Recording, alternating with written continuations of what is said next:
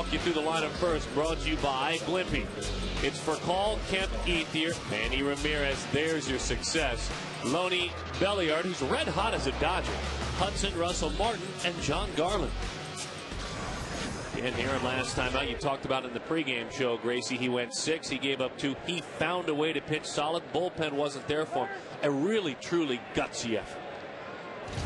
We are underway at Chase Field with strike one. Glad to have you with us tonight on behalf of Todd, Gracie, and myself. Thanks for inviting us into your home this evening. And Gracie, those are the most fun outings to see late in the season for a pitcher, especially a pitcher who notoriously now struggles in the second half. Not very good stuff, but a solid outing. And find a way. Find a way, reach back into any bag of tricks you can find. 6 innings, 2 runs. In, driven, Justin on the move. It's up and into the corner for Paul, racing on around. A leadoff triple for Rafael Furcal. See, he was 4 for 21 against Danny with a 190 batting average. Well, Dan tried to come inside with an 0-2 pitch. He gets it there, but Furcal just pulls his hands in nicely and rips it over the head of Justin Upton. And once it rattles around a little bit, get a funky bounce. He did, didn't he? Yeah, now all of a sudden Furcal with his speed, that's 3 bases. So a triple on an 0-2 pitch to start the ball game. So a tough start, and now Matt Kemp, who has had success against Danny, 5 for 15 with a pair of homers.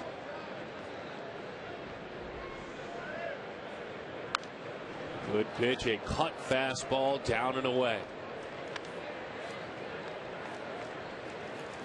And you can see this is his career, but again, his last 3 starts, he's given up 2 earned runs, 3 earned runs, and 2 earned runs. He's reeling it in just fine, thank you very much. Unfortunately, he only has 1 win to show. Another cut fastball, pulled right off of that one. Left it up, but threw it right by him. Well, let's see what he goes with on the 0-2 pitch this time, Darren. He went with the fastball in to Furcal. That led to a triple. I'm wondering if maybe a split finger might be the pitch of choice here for Dan Herron. Be ready, Miguel Montero. It was a cutter. Do you think it was a splitter he left up? It probably was. 84. Boy, he left it up there. I think he just hung a splitter and got away with it. Let's look one more time. I think you actually are on it. Yeah, look at the fingers right there. Good call. Just had that tilt like a cutter, but he's been known to double up. Bounce this one, please. That's the better one. That's where you wanted it. Miguel Montero, nice job. We request a bounced splitter, and he deals it. Let's look at both of them. Both split-fingered fastballs. Oh, there's the first one. You don't want it up there. That's called getting away with one. That's where you want the strikeout splitter right there. Beautiful pitch there from Herron. 1 big out.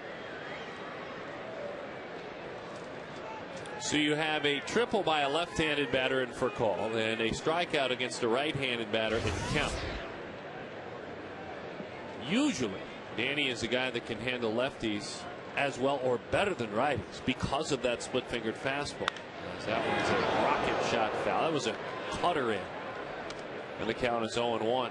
But there's nothing wrong with that because he got the pitch to the inside corner. Yeah, it was hit hard. But that's all you're going to do with it. Pull it foul. On the season, lefties hitting .218, righties hitting .208. As that one dives down and away. Lefties with a higher slugging percentage, .381, and righties .342. And there's a nice career against Dan Herron for the Arizona product, Andre Ethier. 2 hits and 9 at bats in this series. Fouled back, 1-2 the count. Well, the fastball bell tie that time. Ethier couldn't do anything with it, so Herron may have gotten away with that pitch. Another splitter. I'm thinking splitter, Darren. He needs a strikeout. Splitter's coming. Oh, it was a good one. That is an excellent piece of hitting by Ethier. just to stay alive. That was a terrific splitter. There it is, and that is very well executed. Look at that ball just dive. Somehow Ethier hangs around. All right, here we go again. Let's play along with. Fastball away, up, he calls for. And on 1-2, he hit his spot. Two pretty good pitches right there, Darren. Ethier. And this guy has got some big power. He's hanging around. Manny waits on deck. Split-fingered fastball on 1-2. Lock it up back there. Another good tumbling splitter. Good one. Last year, September, a year ago, when both these teams were trying to fight to October at Dodger Stadium, that a curveball that he hit out. That was a long ways to hit a baseball in Dodger Stadium.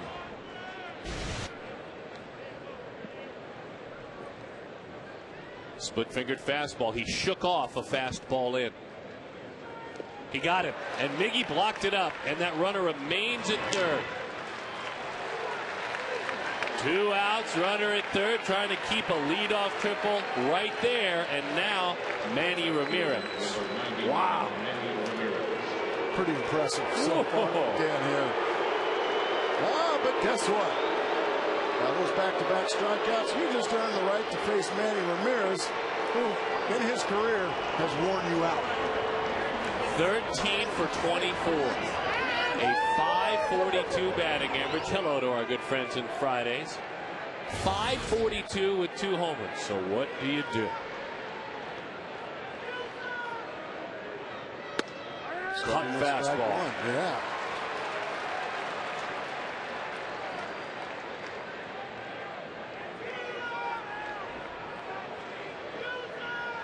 For call. A triple to lead off this inning. 0-1 to count. Coming in with a fastball. Be careful. They got it there. I'd rather you miss there than out over the plate. Doggone right. You go to the inside corner, Manny Ramirez can hit that one. Well, there's no rule that says you can't just keep pitching in there and walk it. There's no rule that says that. Really? Oh, absolutely not. Going back in with a fastball. 2-1. And Manny Ramirez knows that he's had the upper hand in these matchups, and of course Dan Herron knows the same thing. So I would imagine if Manny's going to get anything in this at bat, it's going to be something he's going to have to chase out of the zone. The 2-1. Cut fastball. 2-2. Manny got a good pitch to hit there. It was something he was looking for. He took a good swing at it too, but he just missed it. Now these are the matchups you pay to see there. These situations, great pitcher, great hitter. Kind of like the fans to get in this. Come on, fans. I agree. Manny. These are big moments. We have Danny. 2-2 the count. Another splitter. There it is. It's a ground ball. Bad hop, knocked down. Horrible hop, horrible break for the Diamondbacks. I mean, a treacherous hop there. Mark Reynolds was ready to knock that ball down. It's a base hit. It's an RBI. 1-0. Yeah, Mark Reynolds lucky to keep his teeth. Yeah, that one really came right up around his ear. He knocked it down. Self-defense. Whoa, goodness. Tough luck for Dan Herron.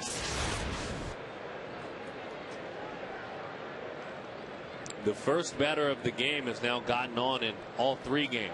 All 3 times that first batter has scored. A triple, though, in this game. Walks in the last 2. That darn dirt clod out there. 1-0 the count.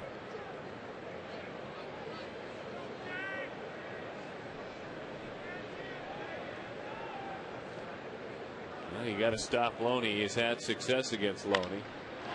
Lifted left field.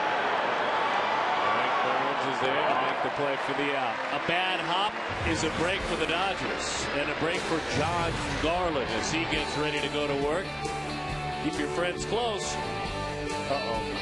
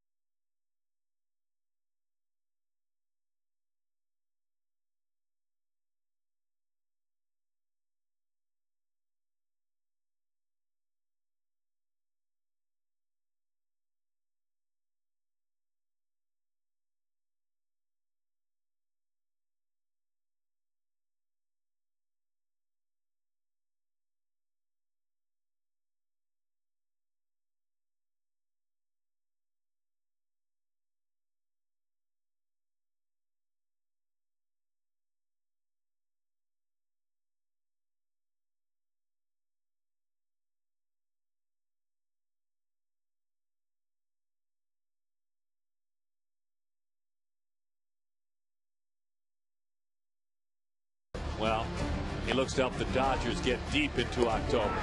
Traded recently on a road trip, facing his old club with a solid outing. 7 innings, 2 runs, 6 strikeouts, beating his old mates. The final score in that game, 4-2. John, in a way back home, even though he only played here for 3/4 of a season, was very comfortable with his teammates, a guy that they all got along with. And the lineup he will face, he knows them all. They've all played behind him. It's Ryan Roberts, Stephen Drew, Justin Upton. Southwest Airlines tells you it's Mark Reynolds, Miguel Montero, Chris Young, Eric Burns, Chad Tracy, and Dan Herron, who, by the way, this year has a better slugging percentage than a handful of other guys in the current lineup. John Garland goes to work for the Dodgers tonight, Gracie. Well, no secrets. They know John Garland's going to be around the plate. He's going to attack with a lot of fastballs, some change-ups, and very few breaking balls. Struggled here and didn't really enjoy pitching at Chase Field. As that's a first pitch, easy fly ball to right field. Kemp runs it down. 1 pitch, 1 out. That was great. You could hear Kemp calling for that ball. Good stuff out there. Let's take a look at the Dodgers defense. Ramirez, Kemp, and Ethier. Johnny throws it on the ground when he is right. They hit it on the ground anyway. Belliard for Call, Hudson, and Loney. Russell Martin, even is the starting catcher on Christmas Day for the Dodgers. Huh? Every day. There's Manram. He doesn't even take Christmas off. There's Kemp. There's Ethier. Nope. And there's Russell Martin. Well, you got to respect that, don't you? Goodness gracious. Yes, you do. And it's interesting, the role of the catcher, as this game, baseball, has evolved offensively, more is expected of the catcher. But back in the day, and Gracie, I'm not taking you too far back, a decade, maybe 2, the catcher, if he could catch every day, that was plenty. And catch effectively. Yeah. If he hit you 220, 230, that's all right. Well, you're a Gold Glover and you're Jim Sundberg, if that's the case. Yeah, remember Randy Hundley? Sure. 159 games one year. Back when there was no lights at Wrigley Field. Day games. 159. 2-2 the count to Stephen Drew. Canadian-born Russell Martin. Offense has diminished this year, but his Dodgers are in first place. Reaching out on a sinking fastball. Stephen Drew is erased. John Garland this year at Chase Field, as you mentioned, did have his troubles. He was 4-5 with a 5.35, but pitched better here lately. I mean, he's had a good second half. You're right. He has had a good second half. He has been on a nice roll and has brought things back together, put things back together, no doubt about it. It got into his head a little bit, and I guess I can understand why.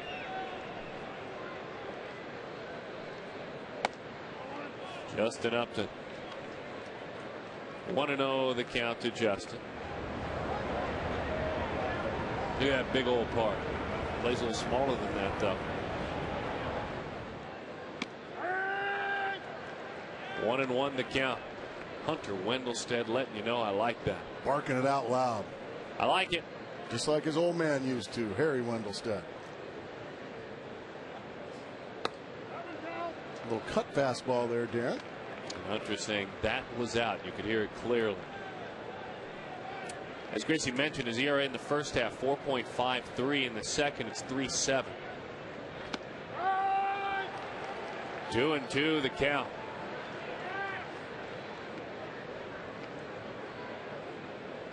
And it's been better at home as well. No, it's not his home anymore. Better at Chase as well. I bet he'll love Dodger Stadium. That's a bit more of a pitcher's park. Especially at night. Get the heavy air there in Southern California. Ball didn't travel near as well. Upton will draw a walk.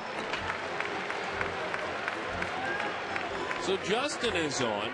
That 306 batting average stays put. The 373 on base percentage rises. And now Mark Reynolds.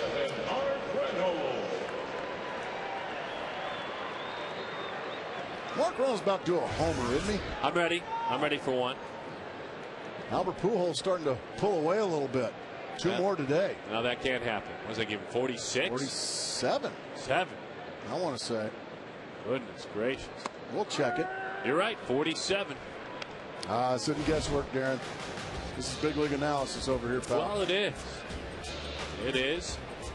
Carlos Pena, bowling ball, and Ryan Howard. Carlos Pena out for the year. Bad news. It's a good point. I heard broken fingers. An interview on the radio driving in with Justin's brother BJ talking about how much they miss and will miss Carlos Pena. I mean, kind of on the outskirts right now of hope anyway. 39 home runs, Gold Glove defense, leader of that ball club. Out for the year. CC Sabathia hit him in the fingers with a pitch and broke two of them. Cut fastball, dives down and away. 1-1 the count. Garland's last 5 starts here at Chase Field, 2.45 is his ERA. Pretty doggone good there. Yep, well, let's do a homer. All right, well, let's get it going. Bigger picture for Mark. He homered in Denver, Colorado the other day in the final inning of the final game in Denver. But in his last 9 games, he's 4 for 31, has 1 homer, hitting .129 with 16 strikeouts. Something about the Dodgers. He just had his number. They wear him out. Now, this is his old teammate. This isn't a long-time Dodger by any stretch, but he has a Dodgers uniform on. And I mean, that's dramatic right there. Well, the one thing you see that the Dodgers do against Mark Reynolds, they throw him a lot of elevated fastballs. And Mark Reynolds, he's a guy that likes it down around the knees. That's where he hits those 1-irons about 300 yards.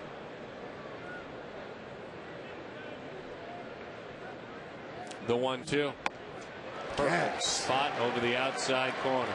He walked up it. Otherwise, no harm, no foul.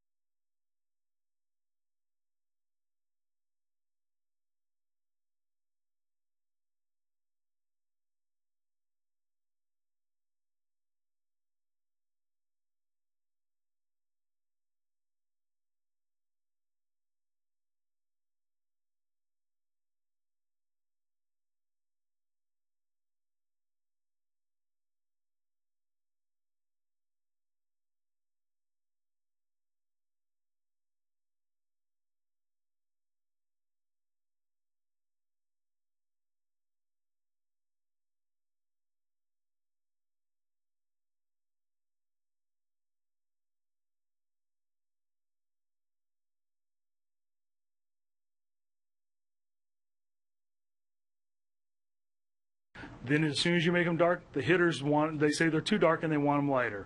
So you want to try to get an even consistency and somewhere in the middle ground between that to try to make everybody happy, but you're never going to make everybody happy. What we'd like to do, folks, by the way, if someone says they caught a foul ball at a game and they hold you or they show you a ball that's like this, they bought it in a team shot because it wasn't run down my man Jimmy. Perfect stuff. Todd showing the folks, by the way, at the end of there, as Mark made a fabulous diving play, a brand new white baseball. It never is white in the ball game, and this one a little bit green, scuffed up by the grass, and Mark made sure it got right across. Yeah, if it doesn't take a bad hop, Mark Reynolds going to come up with it. There you go. That's the rubbed up one on the left. Nobody better in the business than Jimmy Garrett.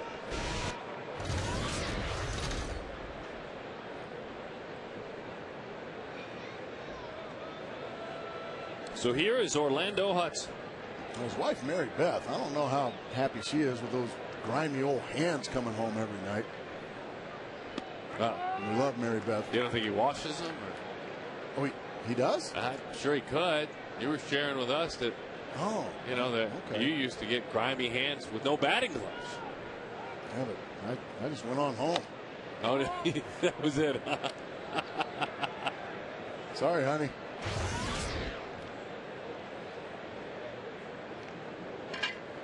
One and one to count. Bouncing ball, and it's a foul ball. One more time, that scuffed up ball, this time with green grass, that Mark Reynolds made a fine play on. Two hopper. Look at the dive to the left by Reynolds and the perfect throw across the diamond. He's rubbed up. Oh, yeah. 1-2. Split fingered fastball, just got a piece of it. A lot of splits tonight from Dan. And it's a pitch he hasn't thrown as much of this year. It's way down, actually, the usage of that pitch. Not tonight. I think he's got a good feel for it. He probably likes the way it's coming out of his hand tonight, so he's going to use it a lot. Here's another one.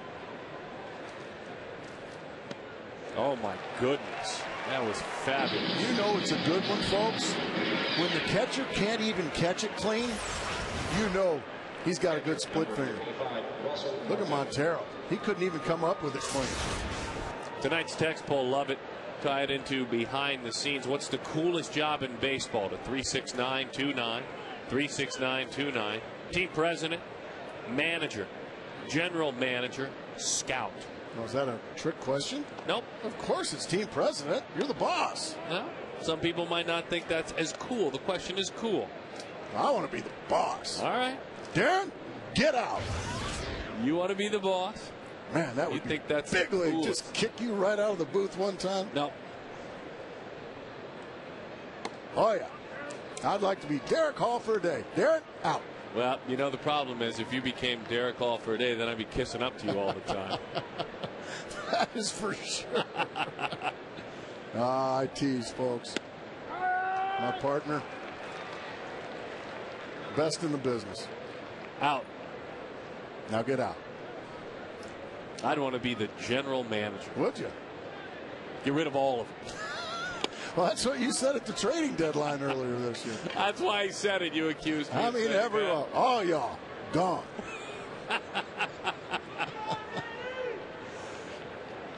Oh, you look at me the wrong way. Released.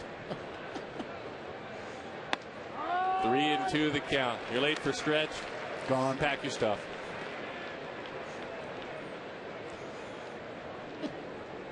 Buy your own plane ticket. The 3-2 with 2-out pitch. There it is, a cut fastball down and away. You pitch like that does, you get a long-term deal. Oh, that's right, he already has one. Get out.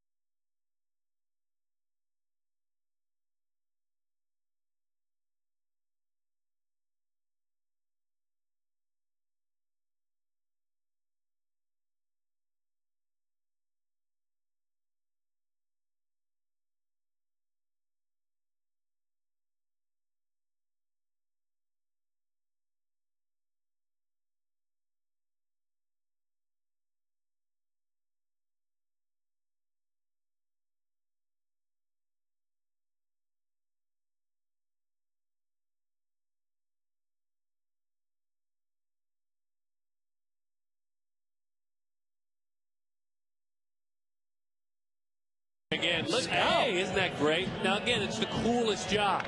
The coolest is the key word there. There's Ned Coletti. He's a general manager.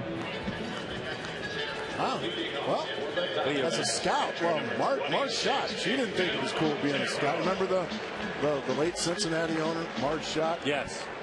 And she didn't think it was very cool at all. Why do we have to have all these scouts? All they do is sit around and watch baseball games. Marge Schott. Really? He said that. Sit around and watch baseball. I don't understand why we have to have scouts. All they do is sit around and watch baseball games. Really, Marge? Wow. I'm sticking to my guns. You want to be the GM, huh? Mm-hmm. But I guess I have to check with you before I get them all out of here. Well, after, obviously, team president, man, be the big boss. Who doesn't want to be that? But as a former player, and something sacred about that uniform, Darren. So manager would probably be the coolest. All right, now you work for me. Now you're talking. I'm going to take that right back. I am excited. That's my guy, Joe Torre. Yeah, I've just decided that there's Gracie, and up here in the press box is where I'm sitting. I'm Ned Coletti. That one is belted deep right field. That is gone.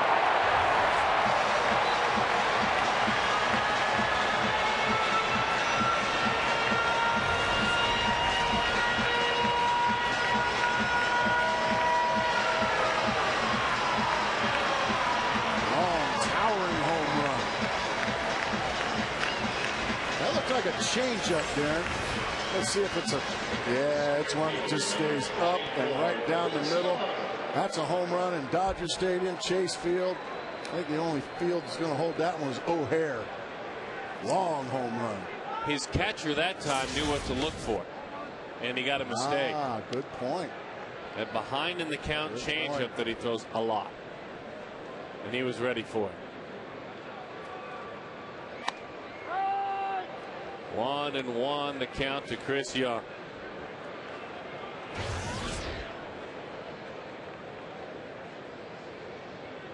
Pitch dives down and away. We talked last night, Darren, about Chris Young.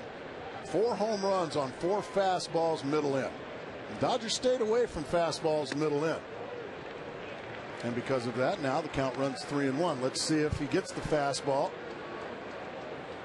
middle in that he has been really attacking well here in the last week. He got a cut fastball. He drops it deep right field. Ethier goes back to the wall.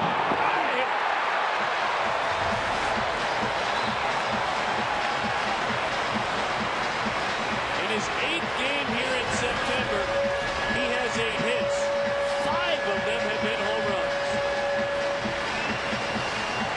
And an opposite field home run, Gracie. I don't care where Chris Young was. 07, 08, 09. He didn't hit many of those. Well, the Dodgers go fastball. They want it away, but look where it goes. Middle. Ryan Roberts.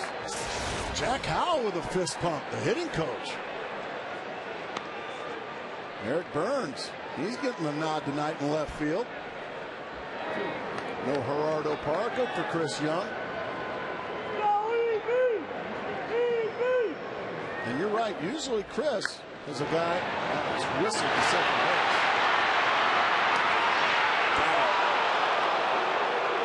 He recovered. That ball ate him up. Those two were buddies right next to one another in the locker room for a couple of years. Burns and Hudson. He just hit a scorching ground ball that Mr. Hudson stayed with after it ate him up. He's shaking up a bit, trying to walk off. Look like I got him in the wrist of the hand. Maybe the wrist of the thumb. Nice recovery. Just ahead of Eric Burns. Dana DeMuth on the call. And he got it right. Dana DeMuth, a friend of the show, local resident. 3 very hard hit balls here in this inning, Darren.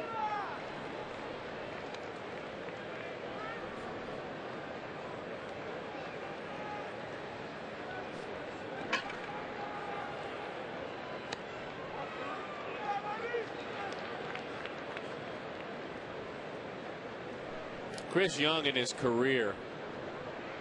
A couple of updates on both home runs in this ball game. As that's a strike. Young in his career now has hit 68 home runs. 68 all told. 3 of them have gone to right center, which is where that one went. 3. That's what we were saying. We just haven't seen that.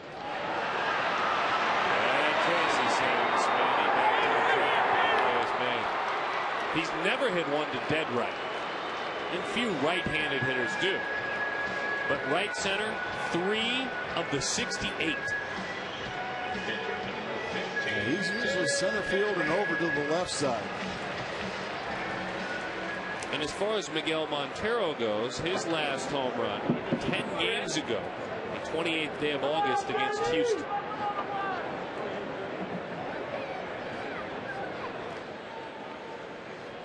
And now Dan Hare.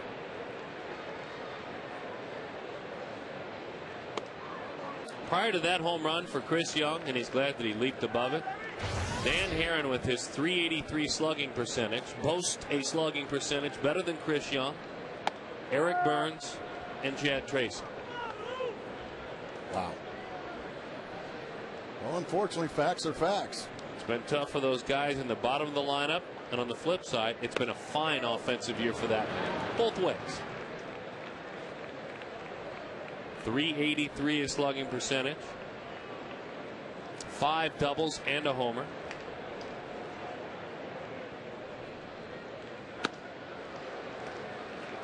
Two and two the count. These two used to get together, hitting the cage all the time. Pitchers batting practice, back and forth they'd go, ribbing one another. Making him work. I always look to see who makes eye contact. I always find that so interesting. 3-2 bouncing ball to the right side. Hudson goes a long way. That's a fine play, though the pitcher was running. A couple of long balls against their old teammate. Mickey Montero, his first in 10 games. Chris Young, his 3rd in his career. That's it, right center.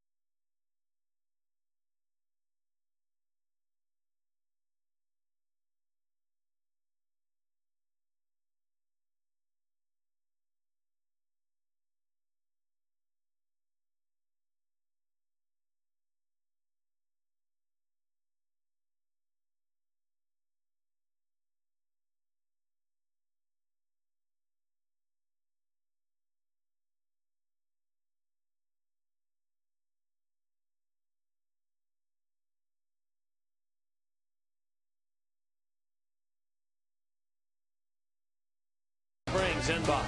Triple hops brewed, Miller Lite. Great taste. Less filling. We're behind the scenes this evening.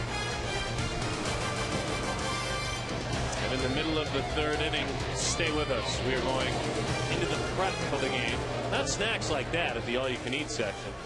Talking about studying the opposing hitter and the opposing pitcher. The BAT system, which tracks every pitch of every ball game, of every game played in the major leagues. now they battle on the other side. Strike one to John Garland. Now John, not quite the hitter. 6 for 60 this year. 28 strikeouts. Struck out less than half the time. Falls into my rule. That you're a good hitter if you strike out less than half the time. In any other position besides pitcher, that's unacceptable. Okay, good. At least as a pitcher, my point is this: you're making them field the ball. Gotcha. Good. That's all. Doesn't make you a real good hitter. So easy to please. Yeah, that'll do it. There's a strikeout.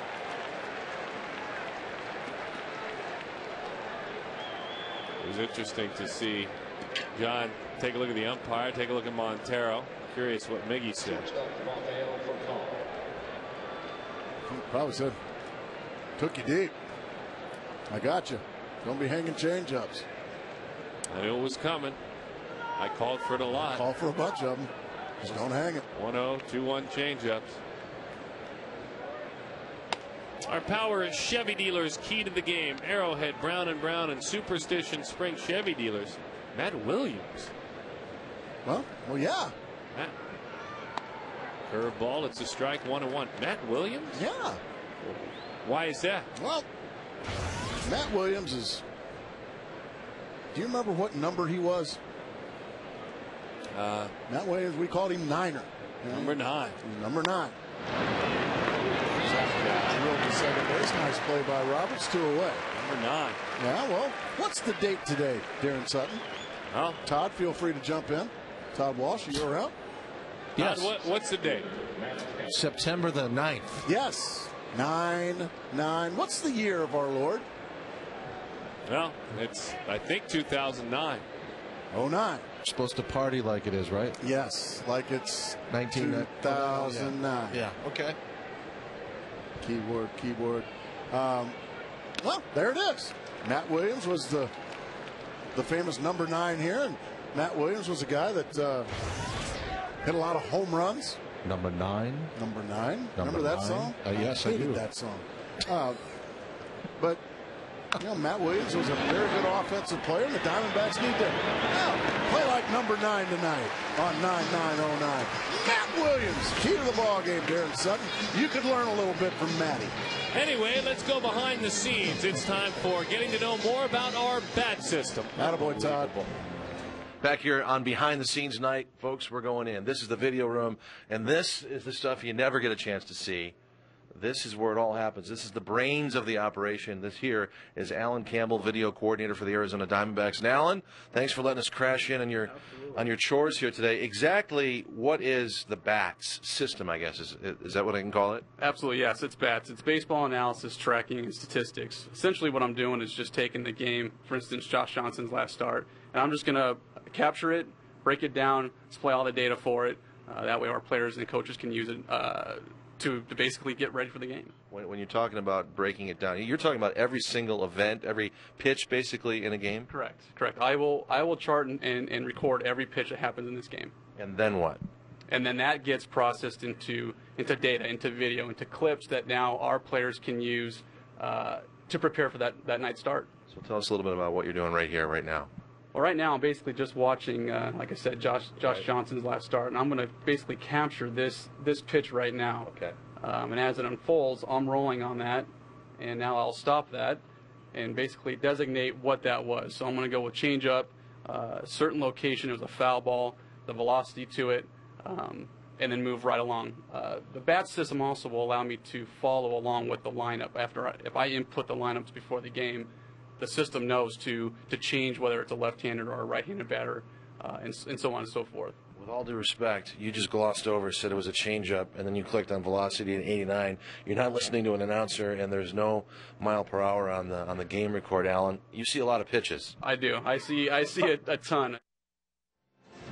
Incredible. The eye, and that's the new version, new age of scouting, looking ahead from thousands of miles away, Todd Walsh. Incredible to watch.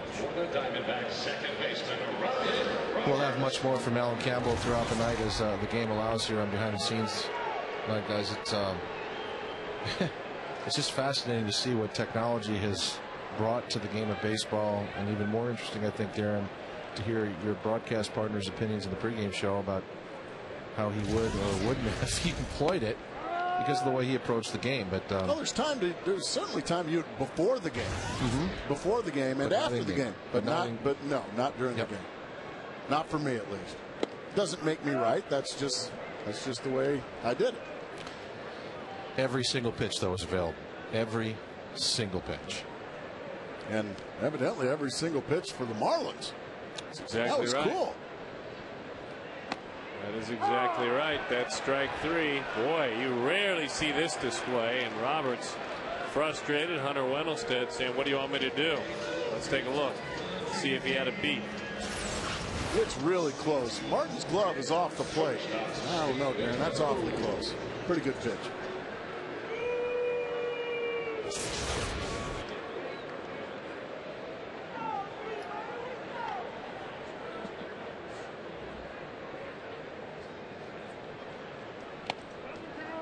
That's outside. 1-0 the count.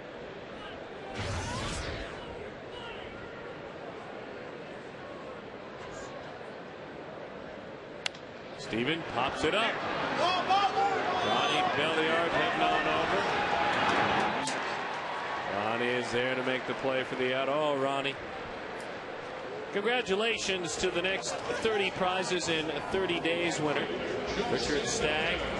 Very good job. He's going to hang out with Gracie and I up here in the broadcast booth during an upcoming game. Richard, thank you so much for renewing your season tickets. Now, if you're a season ticket holder, be sure to renew today, and you could win a $250 shopping spree in the Chase Field Team Shop. Complete list of prizes and winners. As that one is a strike, visit dbacks.com/STH. Isogenics International is his company. Richard has renewed. And thank you. He's hanging out with us.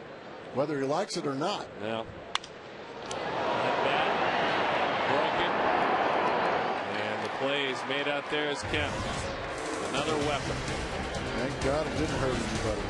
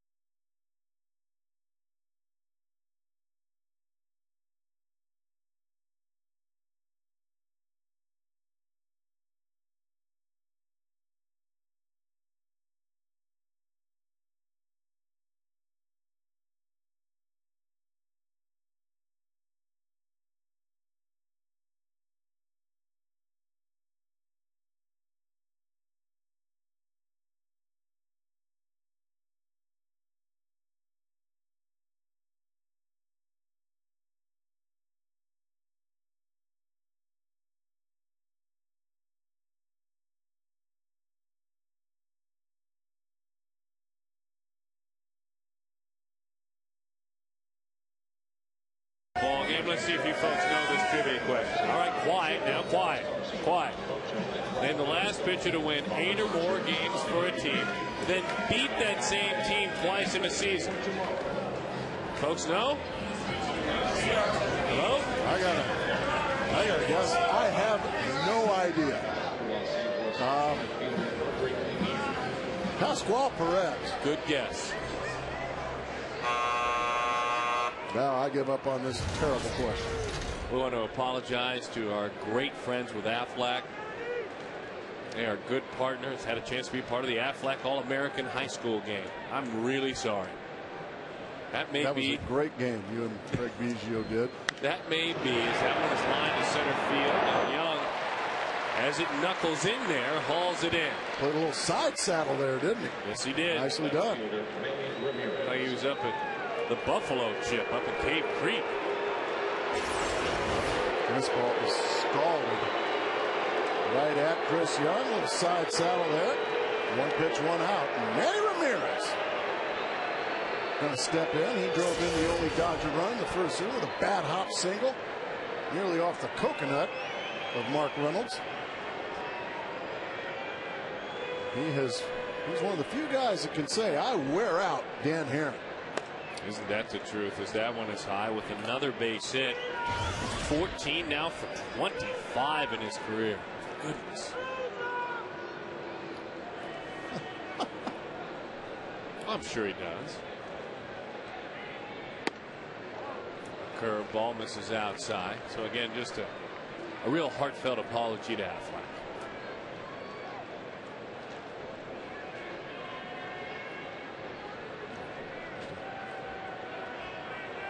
The 2-0.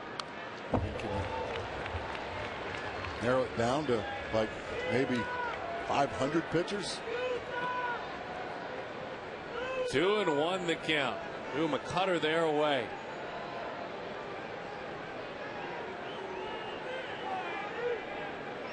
.544 career home runs. Mike Schmidt next on the list, 14th at 548. And that number may have just gone up. Deep right field, 545.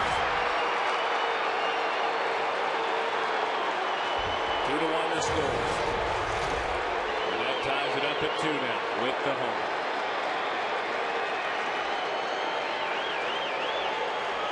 Again here, may rue that pitch right there. When a guy of this caliber wears you out, up and middle is really no place to go. And that pitch is up and it's in the middle. And guys like Manny Ramirez, they don't hit singles on those pitches. 2-2. So Dan goes right back to work, fires a strike over the outside corner. 0-1 the count to James Loney. 18 home runs this year for Manny, 545 in his career, as that one is fouled off up and over the dugout.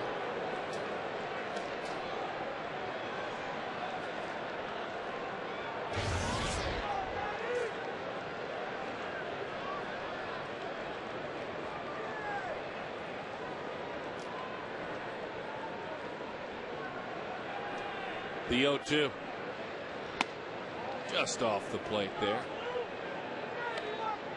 As that one dives away. Loney flied to left field back in the first inning. He's got 7 hits in his last 4 games, so he is starting to roll as they hope. Just got over the top of that split-fingered fastball.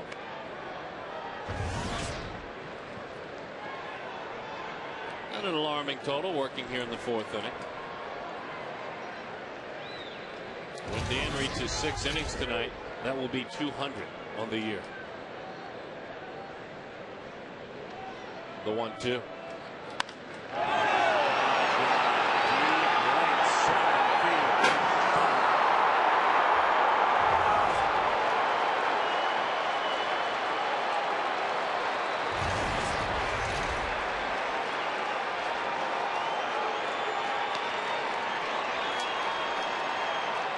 It is a long ball evening here at Chase Field.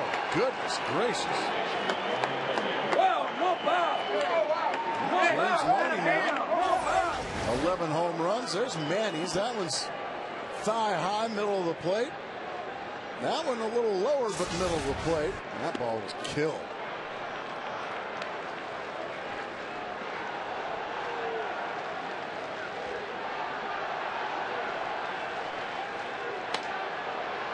Outside, 1-1 the count. At the end of this inning, A.J. Hinch, the manager of the Diamondbacks, will join us. Split-fingered fastball, 1-2. And continuing behind the scenes, middle to the end of the 6th, one of the 2.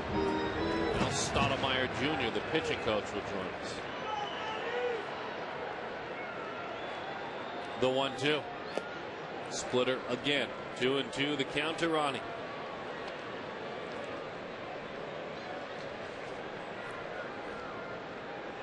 Belliard rolled out to third, back in the second. Is 1 for 11 in his career against Danny. Another split. It almost acted as a changeup it really there. did, didn't it?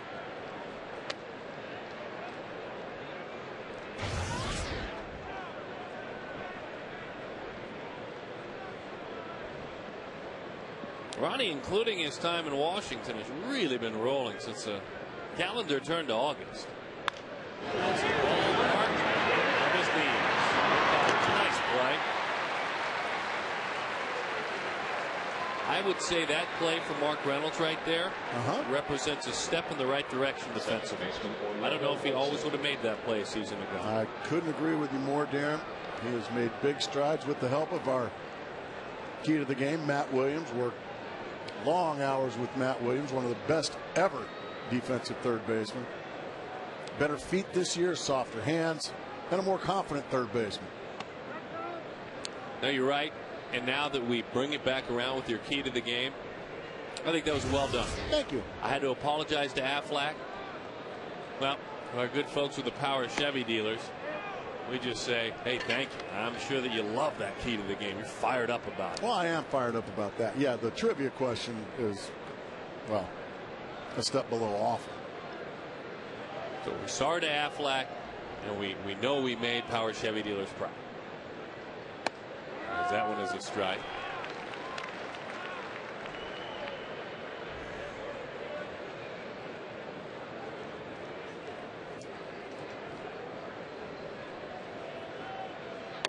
That pitch is in.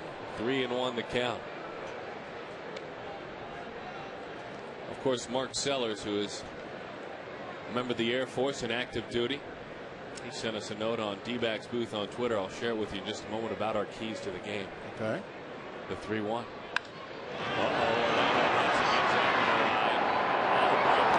Just fine. Manny Ramirez to right field.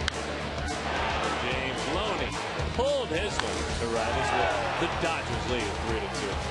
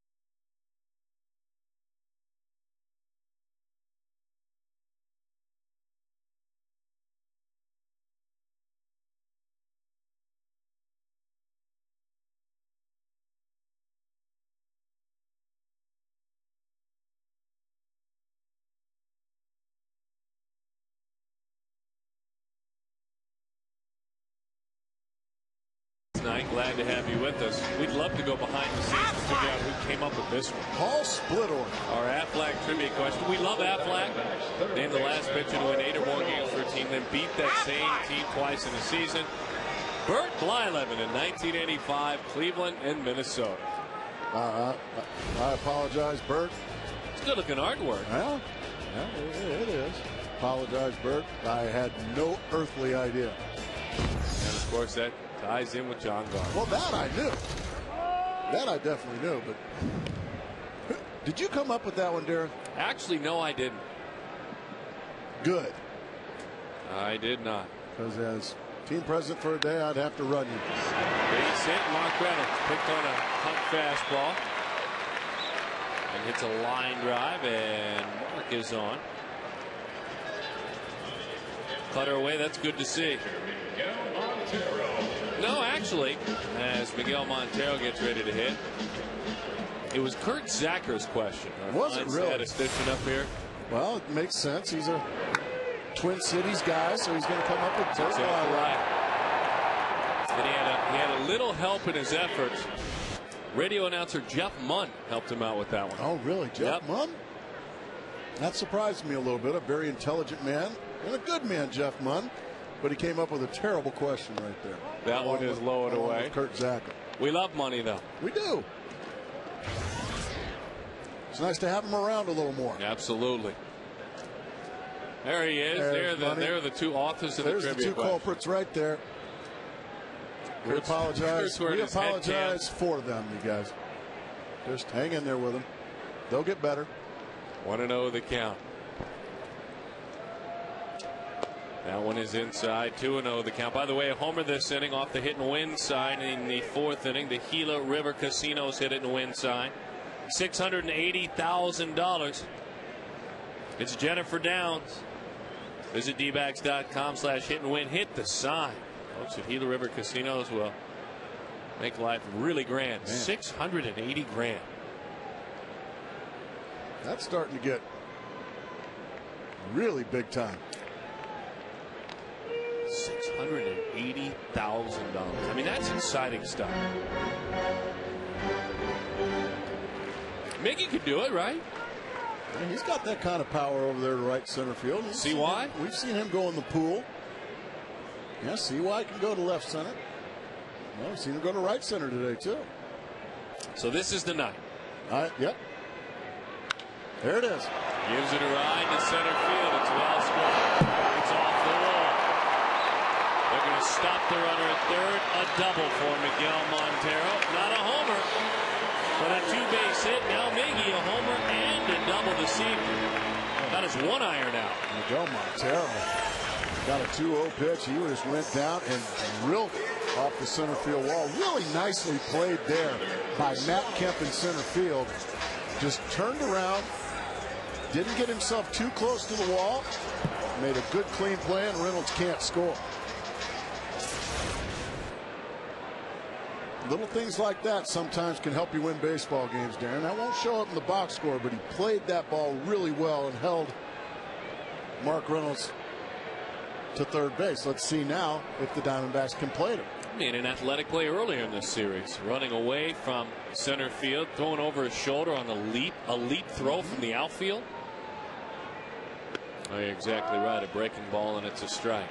I'll be very shocked if John Garland throws him a fastball in this situation in the strike zone. He might throw him one out of the strike zone. I'll be very shocked if he throws him any kind of fastballs for strikes.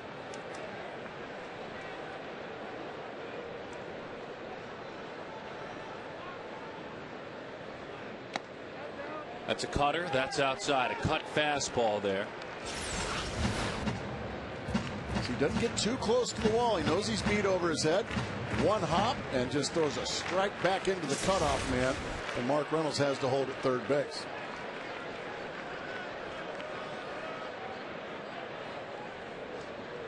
The 1-1. Oh, a good dive on that pitch. 1-2. And that pitch was almost a foot inside. Wasn't in the zone. That ball just dived way inside, right over the top of it goes Chris Young. Got to have some contact here, Darren Sutton. Somehow, some way, any ground ball will tie the score up.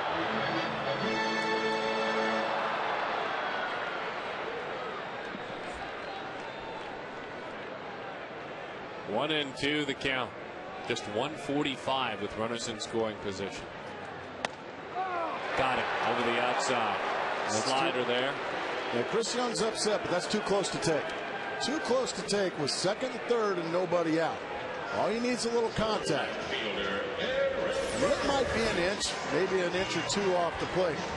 But that's just too close to taking that situation. That's a ball you can put in play.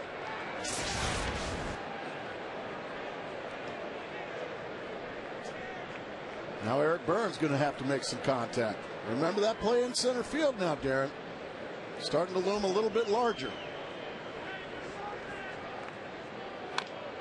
Pounded that one off his foot. 0-1 the count to Eric Burns.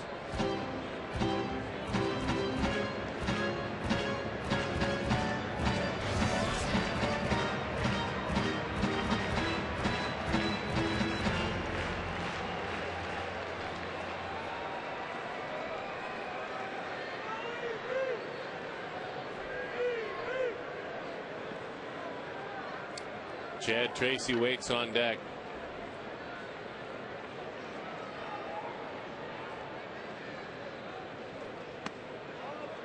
Inside. 1-1 the count. Interesting ball game in Washington. Not a big impact on the pennant race. Philadelphia beat Washington 6-5. Lee the winner. Ryan Madsen the save. Brad Lidge was not called upon to save that ball game. Coincidence? I think not. I think not as well. You and I had a nice discussion before the game as Burns, he taps that one. It's a foul ball. Thought it might have gotten out in front of the plate. We're not around Philadelphia. We're not in the Eastern Division. You weren't totally surprised that Madsen came on to close that game. I was a little bit more.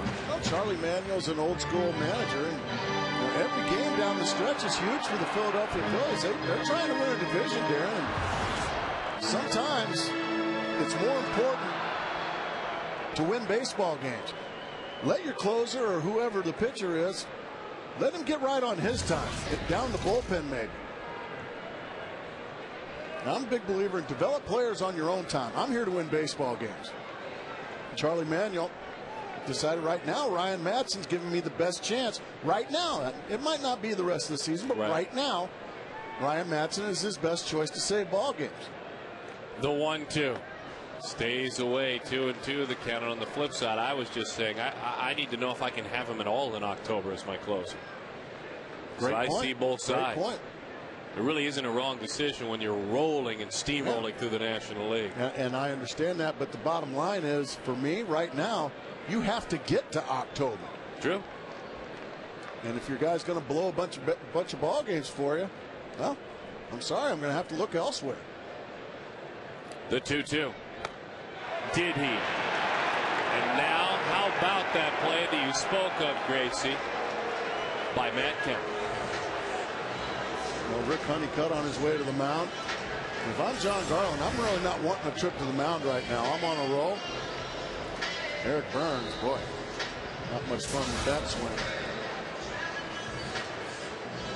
When I'm on a roll, if I'm a pitcher, Darren, I don't want to visit from the pitching coach. Let me keep my rhythm. And I'm sure they're saying, hey, do you want to pitch to Chad Tracy or do you want to walk in and pitch to Dan Herron? I think they're insane if they pitch to Chad Tracy right here.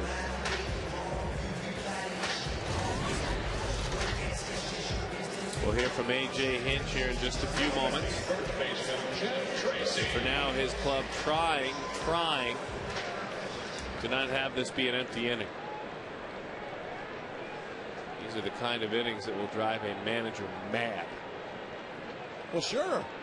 Yeah, they're going to walk Tracy. This is the smart thing to do. Danny rounded out to second base in the second inning.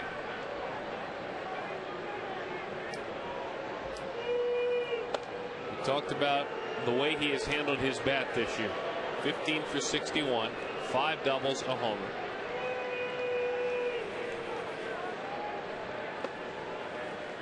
One of the better hitting pitchers in the National League.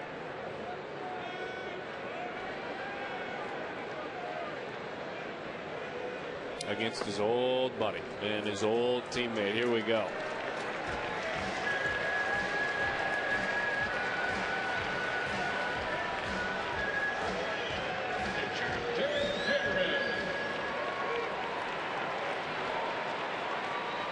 Walked the 231 hitter, walking up to the plate, a 246 hitter.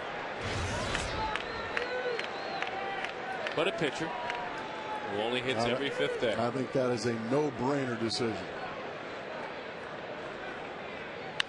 Danny ground ball over the top of it. Long throw. Got it. He got it. Wow. Furcal rolled all over that baseball. Somehow he found it and threw out Dan Herron. We'll take a look at it when we come back.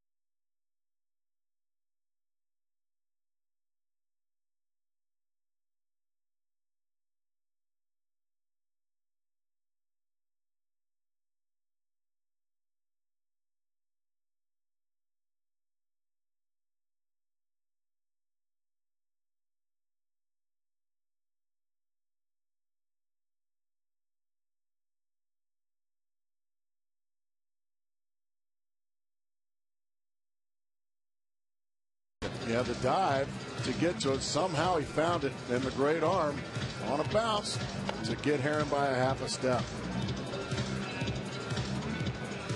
Oh. And a great snatch over there on the other end by James Lone. How about that play in center field now, Darren Sutton? Turned out to loom very large. Very, very large. I'll tell you what, John Garland is getting some stellar defense in his first couple of starts for the Los Angeles Dodgers. That, by the way, as well, is a really frustrating offensive inning. Well, it has to be. Beyond belief. A base hit, a double. And you've got Chris Young, Eric Burns. They strike out, one looking. One on a ball way off the plate. After intentional walk to Tracy. Yeah, then what looked to be a tie ball game. Herron gets thrown out at first base on a great play by shortstop Rafael Furcal. Back-to-back strikeouts against a guy whose contact rate is well above league average. He is a guy that, in John Garland, and the defense did help him out, don't get me wrong, but usually has to have the defense help him out of jams. Not a strikeout pitch. Yeah, you just got to find a way to put a ball in play. Also Martin slicing away from Chris Young. He is there to make the play for the out. You know, Darren, Todd Walsh and I talked about it in the pregame show. Like last night, for instance. You know, the Dodgers are in first place. The Diamondbacks are on the other side of it in last place. And we've watched the Dodgers a lot of times this year, and even mostly against the Diamondbacks, find ways to win the baseball games. And the Diamondbacks, we've seen a lot of times, well, they haven't learned how to win yet this year. No. They've lost a lot of games. At the end of the day, you're scratching your head saying, boy, how'd they lose that one? And, well, unfortunately, it's because the Dodgers, they figured out how to win. 0-2 the count. Defense has a lot to do with it. Of course, timely hits. You have to have pitching. But, boy, when you can catch the baseball consistently and keep your opponent to just 3 outs an inning, that makes a big difference, Darren. A topper, and it's a foul ball. Or just finding a way to maybe put a ball in play. Second and third, nobody out. Second and third, one out. When they're conceding the run, we call those the freebies.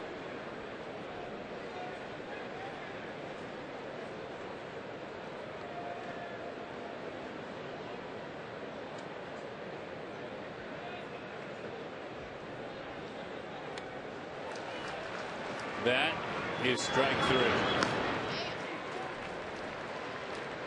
Let's take a look at the standings in the National League Western Division. You see the Dodgers lead boy San Francisco. Another loss today. They lost to San Diego 4-2. They are fading fast. And the Colorado Rockies are losing at home to Cincinnati 3-2.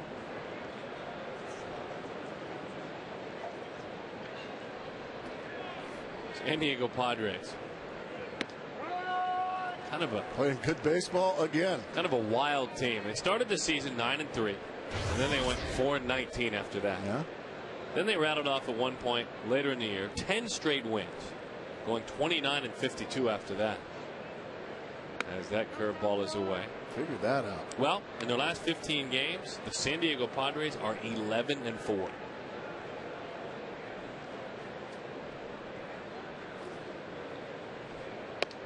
We'll be in San Diego at the Gaslamp District next week. We'll be talking baseball with you.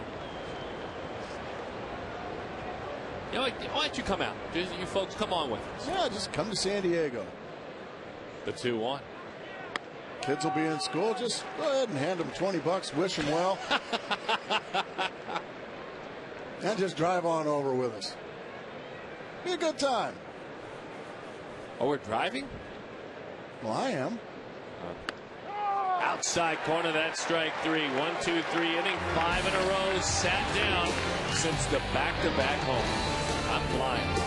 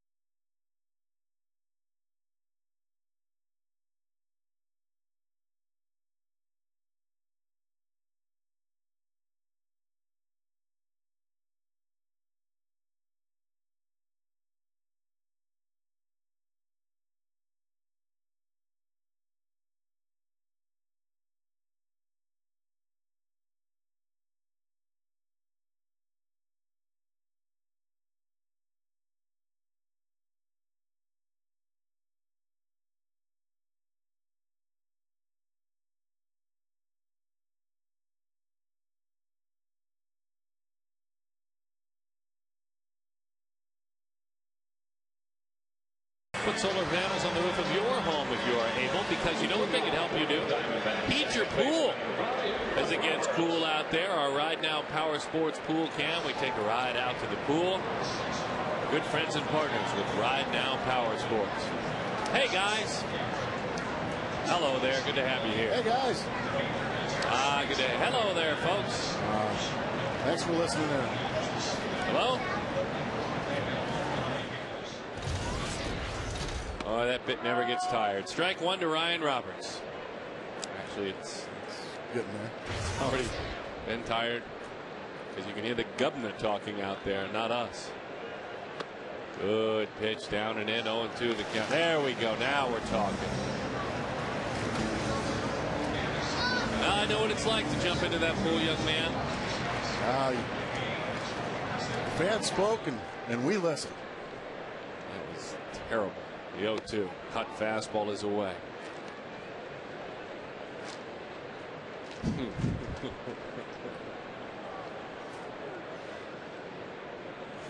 John wheels and deals. Ronnie Belliard ends up on his wallet. And that is a base hit for Ryan Roberts. That's officially running from one right there. Ronnie Belliard wanted absolutely no part of that bullet off the bat of Ryan Roberts. Take a look, see right here. Ah! We laugh because we care. We laugh along with. Yeah, he wanted zero part of it. Our Quest high-speed internet high-speed pitch has John Garland and Dan Herron both reaching back and getting 91 miles an hour. We told you about their prep. It's very interesting. And Mel Stottlemyre Jr., who will join us here in a bit, he's coached them both. I mean, John was his starting pitcher all year up until one start ago. Dan's been his starting pitcher this season as well. They both go out for tonight's game, let's say a 7-10 game at 6:45, and start playing catch in the outfield. And they both long toss, though Dan Herron long tosses quite a bit more. John Garland will throw a few more pitches off flat ground to his catcher right there on the grass, as that one is away. Now, part of the difference is made up in the pen. There are a few more pitches thrown by Dan Herron once he gets into that pen than John Garland. I'm curious, you folks at home, does that surprise you? Does that seem like about the number, or did you think they would throw more than that in the pen? That sounds about right. I'm not a guy that ever had to do that. You did, Darren, but you don't want to waste too many bullets out there, do you? No. Stephen Drew. Base hit right field. Ryan Roberts looking to grab that extra bag. The throw not in time. So for the Diamondbacks, making a little bit of noise now.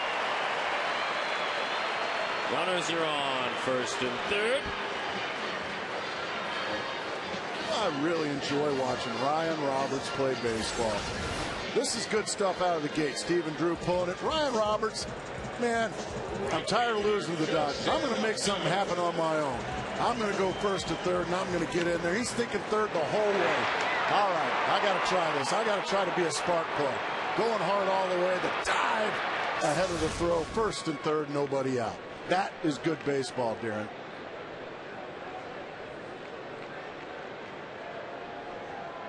And now Justin Upton. Roberts, the one thing he has done through his ups and downs, has always played the game the right way throughout this season.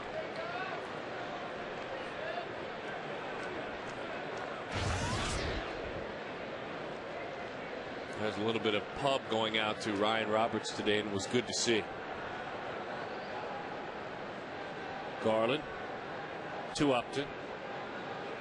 As that one is away. Tim Dirks, who runs a fabulous website, MLBTradeRumors.com. He kind of is the man that follows all of it.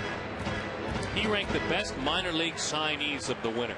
Garrett Jones, he ranked up top, and right behind him, Ryan Roberts. Ranking some of the best minor league signees heading into this season. Now, you deserve that, Ryan, and good to see you. Very knowledgeable baseball man. Got it.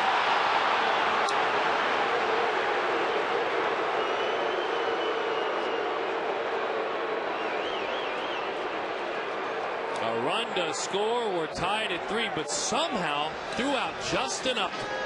Justin can fly, and it looks like Belliard's thinking of coming to the plate. Now he kicks it, and he just wings it across, and he gets Justin Upton. He's running hard the whole way. Heck of a play there from Belliard. There was no loafing at all there. No. Justin Upton, he was running hard the whole way. Justin does get an RBI. That's 74. We are tied at 3. Ryan Roberts getting to third. There's no rushing of that ground ball if Ryan Roberts doesn't take advantage. Broken back. Orlando Hudson is there. Thank goodness nobody's hurt from that. spear going out. Be careful with that thing, Ronnie Belliard. Be careful, bat boy. Gracie, the 3 features, the in-depth study that you were part of on some ways to make it safer, available on Fox Sports Arizona's Facebook page. We'll direct you there and check out those 3 videos. Really Please good do. insider stuff. Please do. There is a chance that we can keep fans like that much safer when they come to the ballpark. Your children, your mom, your dad, your family member, your friends. We can make ballparks safer. First and foremost, if we could get rid of maple bats, and second and foremost, batglove.com. So an intentional walk to Miguel Montero. And runners now are on first and second for Chris Young. And you can see amongst Diamondbacks catchers single season ranks. Unbelievable year that he has had.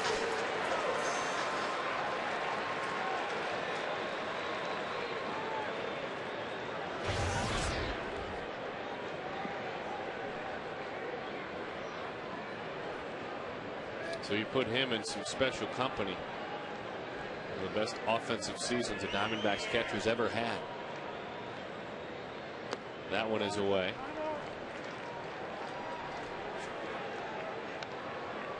Chris Young, I've got some good news for you. What do you got? He is due.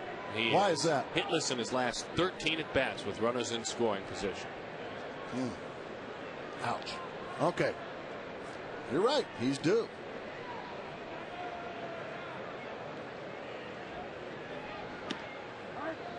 One and one the count. Young hit that home run to right center field. 3 of his 68 home runs to that side. Manny Ramirez has hit 41 to right center and 93 to right. 134 of his 545 career home runs to right or right center. Ian. 2 and 1 the count. I don't feel like Manny pulls many home runs at all these days. I think he's at his best staying on that solid base and going to right. Big part of the park. You're right. Loney pulled his long ball. The 2-1. Chris Young fouls it off. Well, he got a hanging cutter there. He missed it.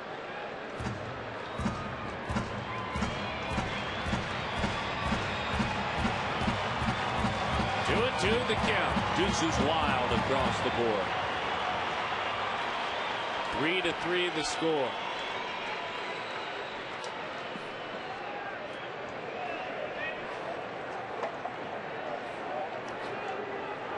The Colorado Rockies rallied in the bottom half of the 9th inning against Coco Cordero and won it 4-3. Broken back ground ball. Charging. Fielding. Fired. For ball. He got it. The Diamondbacks do tie it up at 3 with a single run here in the 5th, thanks to the hustle of that.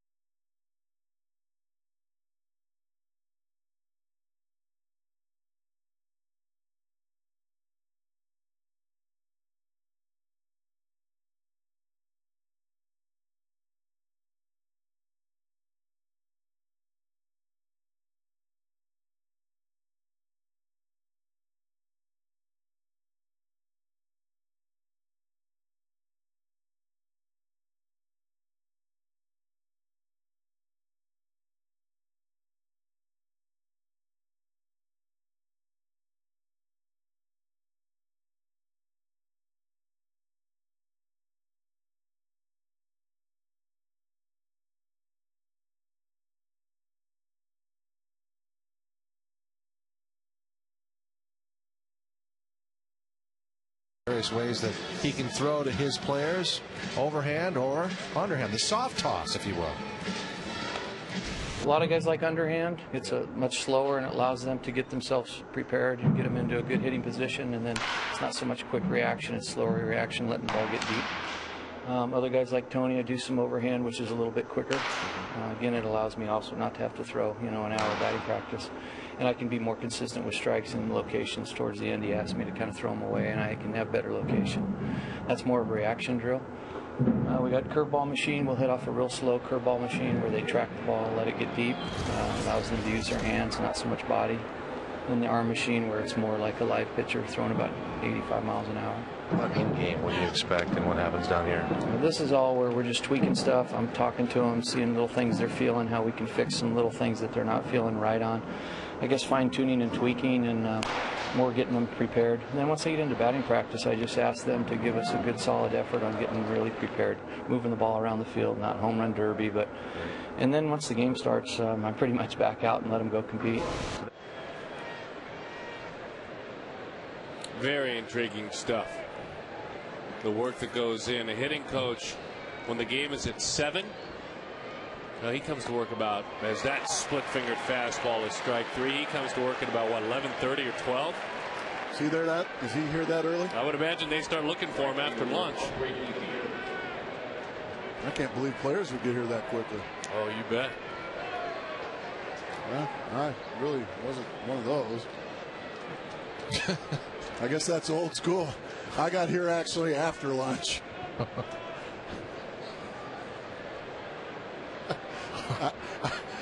I like to say I had a life. You know what I find interesting when we see that? 11:30? Oh, 11. For a 7 o'clock game? 9:15. You're out of your mind. Well, if you're in Chicago, that's like 6 a.m., right? Yeah, I'm here for hitting. Gosh. Hello? Jeff Pentland, who's now one of the hitting coaches for the Los Angeles Dodgers. We had a 1:20 game and I showed up at 7 a.m. He would have killed me. You want to do what? Get out of here. The 0-2 pitch.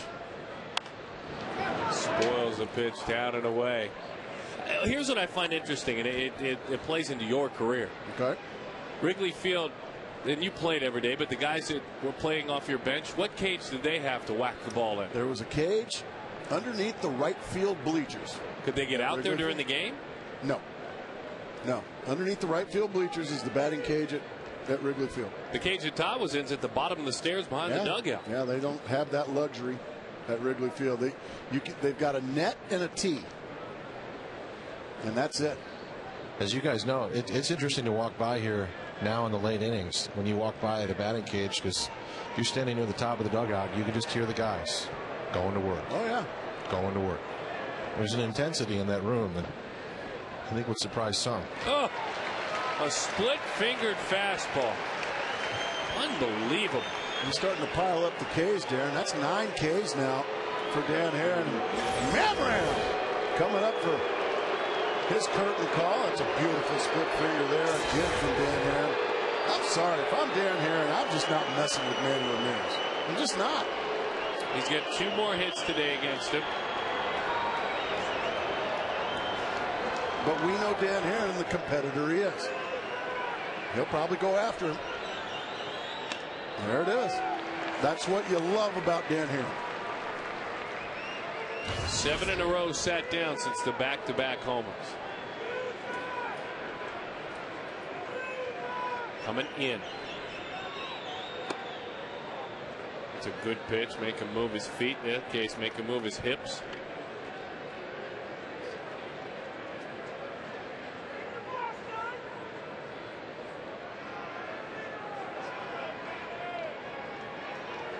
The 1-1 pitch. Split-fingered fastball, 2-1. And how about Manny? Didn't even flinch at it. Just easily took it. It's almost, you might be thinking that Manny might have something on Dan Herron. Like maybe that he can see him tipping a pitch.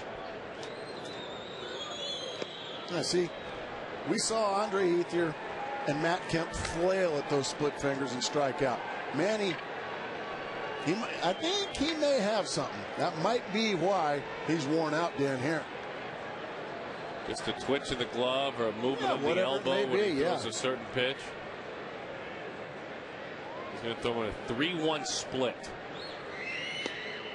And it's a strike. He probably got a generous strike call there, but you can see Manny wasn't even thinking. He's probably got something. When Dan goes in and uses his split finger, Manny he takes all the way. That's interesting. Does he throw him another one? Yes, he does. Here it comes on 3-2. It's low. He's got something on Danny's split. That's my guess. Nobody takes that split from Dan Herron. Not on a 3-2 pitch. Just sees somehow. What do you think? I think I trust where you're coming from. You did this. This was what you tried to do. What he is. No, I didn't do that. I would have swung and missed that pitch. But you looked for things. You looked for tips. You looked for pitchers. Oh, yeah. And so for it to happen wouldn't surprise you. So that's why we trust you. There were times that I had some pitchers and their stuff as I was driven to left field. Burns going to go back and make a play right on the rolling track. I think Manram's got the split finger on Dan Herron.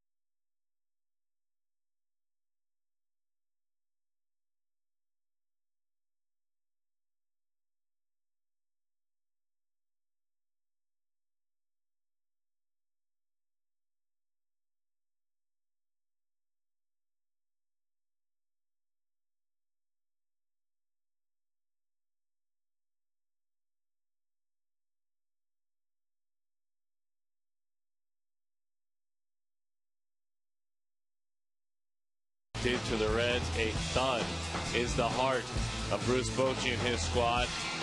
Derek Jeter 3 for 4 tonight.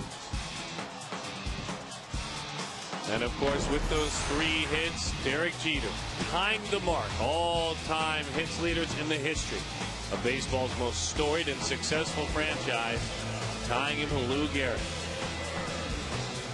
Oh, congratulations, man. Look at the names that he passed. Kind of surprised there's been no Yankee to 3,000 hits ever. Isn't that interesting? Dan Herron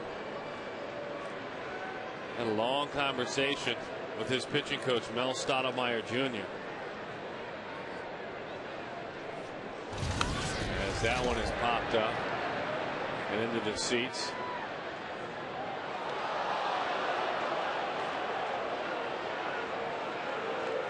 Now Stott down there talking to Miguel Montero. I tend to think, watching body language, they're still working obviously on the entire game, but the initial conversation I think was just what you were talking about. Oh man, he's got him. He's got him, and I think Danny knows it.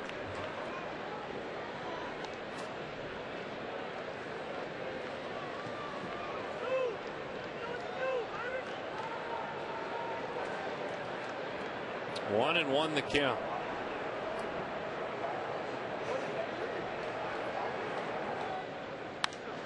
Eric Burns popped it up.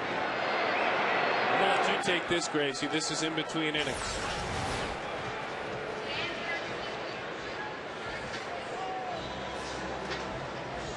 taking all the way. That is he's taking all the way. In other words, he knows. You can read his lips. He knows what I'm going to throw. He's taking all the way. So when he sees him go split finger, he just takes it all the way. No human being, unless you know it's coming, is going to take that 3-2 split finger or the 3-1. That was just maybe a fraction low. He's got him. He's got Dan's pitches. But the one thing, but he hasn't told his teammates. Because his teammates are throwing away now. You're exactly right. I mean, he's got 9 punch outs. Ain't none of them Manny. No, you're exactly right.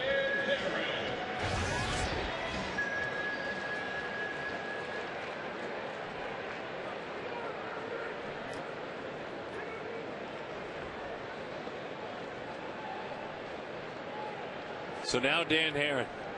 Barry Bonds was the best I ever saw at that.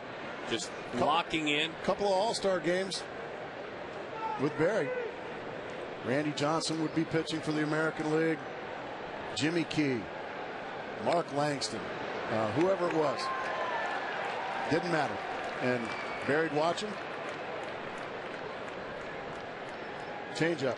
It would be a changeup. Fastball. It would be a fastball. Barry would watch him 3 or 4 pitches, and then he'd happen. Because that was tapped back to the box. But he never. And I said, Barry, tell me. Nope, not going to tell you. We'll speak with Dan's pitching coach, Mel Stottlemyre Jr., when we come back.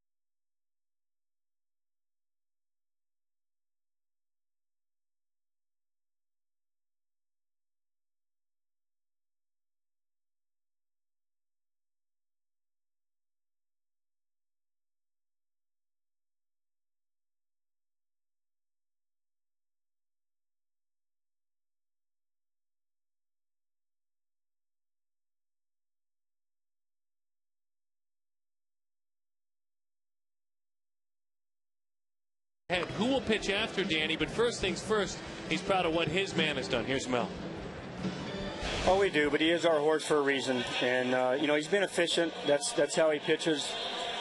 Been very economical with his pitches, except in the first inning. He had to work a little hard, work himself out of a jam with a runner on third base and nobody out. But, Danny takes a lot of pride in getting outs early in the count and getting hitters out. And Danny is he's very frustrated by the Manny Ramirez at bats, isn't he? I think the whole league is. I got a lot of respect for the guy. He can bait you. He's one of the few guys that's actually hit a cutter out on Danny. And, everybody knows that Danny has the cutter. He has to use the curveball to keep guys off the cutter. And you see he's done that the last couple innings.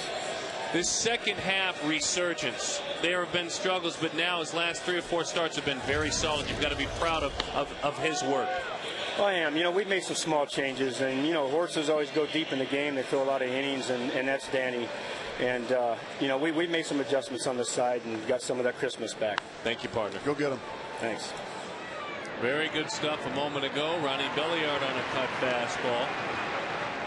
If you want reality TV, we'll give it to you. Gracie and I debated whether we should ask about the subject matter that you were discussing, and And you said probably not appropriate in the middle of a ball game. Yeah, exactly. And oh, there's folks down in that Dodger locker room they're probably watching our feed. Sure. And I'm sure there's people in the Diamondback locker room watching our feed. So, you know, the word's out. Whoa!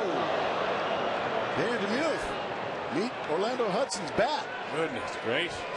That wasn't a shatter. That was just a hammer throw. Take a look. Woo, woo, woo, woo, woo, woo. Oh, Orlando Hudson. He's another guy I can't get enough of him, Darren. No. He's the enemy now, though. Yep. Keep your friends close. Keep John Garland closer. Oh, no, we're talking about Orlando Hudson. Oh, Orlando Hudson. That pitch is up and in. Come on. No. 1-1 the count.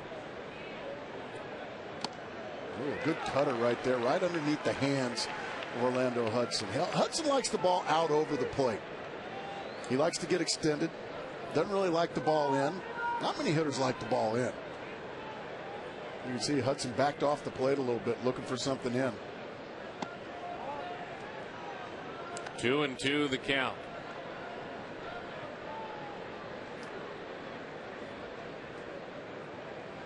Taking that split all the way. On 2-2.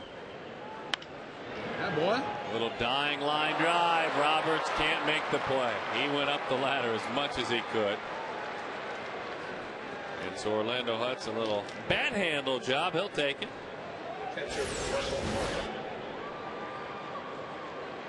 Just jump with him, Danny. Golly. You think he doesn't want it? Both those guys want it. Russell Martin has struck out. He's flied to center field. And Dan Herron, it's about time for him to roll up the old double play. That's a strike, 0-1 the count with a cut fastball. Dan's about dead even. Ground balls, fly balls. Double play percentage is 11%. That's league average. The amount of times he's had an opportunity with the double plays rolled up. Now, he rolled up 5 last night. Goodness. A team record. Got nothing to show for it. He certainly didn't. His 5 double plays took him into the 7th inning. Took him for just the second time in the major leagues over 100 pitches.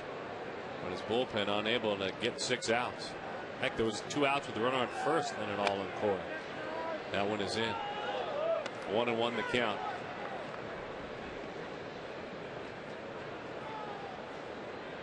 Three our score.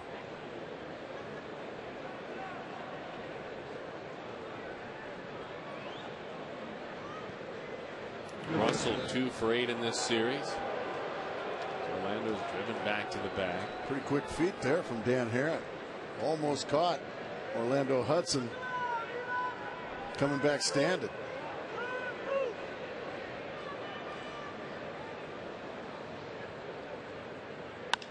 Popped up. Ready to face Russell Martin. Dan Herron, a guy that certainly uses that bat system. Let's listen. Let's go inside behind the scenes. Here's Alan Campbell. Dan Herron's a perfect example of a guy that you can't guess what he's going to do. He's always constantly changing it up. He knows what guys think about him. He knows what guys are thinking he's going to throw in this count. So you know what? He's going to flip in a breaking ball. He's a perfect example, like I said, of a guy that just understands what a hitter's thinking about him and what he needs to do to change that.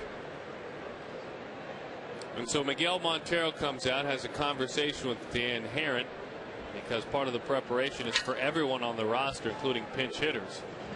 You see, if you're a solid starting pitcher, you plan on being out here in the 7th and facing a pinch hitter. And here's Doug Minkiewicz.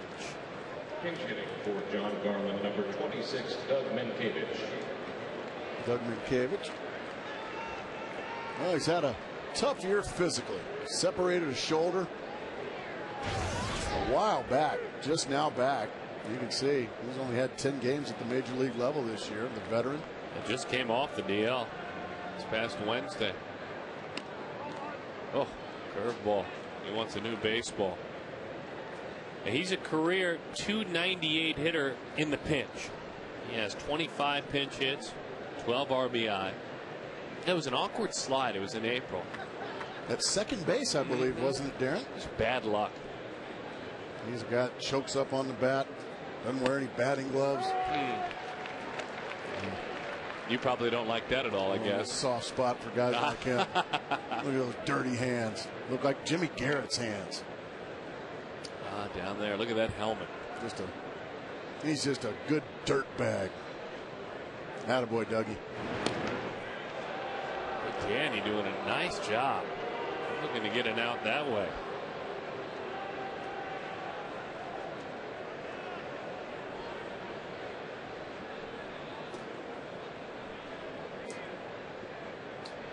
They play Mankiewicz to pull pretty dramatically on the infield. The outfield the other way. Cut fastball is in.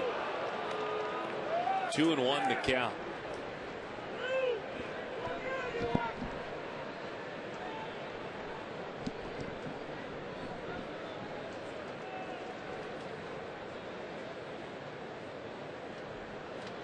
(3-3) our score.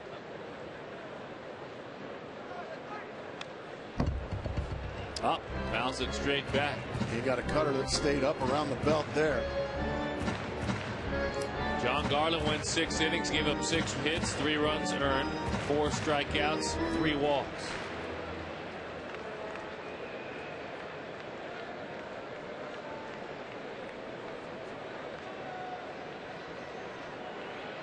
Mankiewicz calls time, digging around.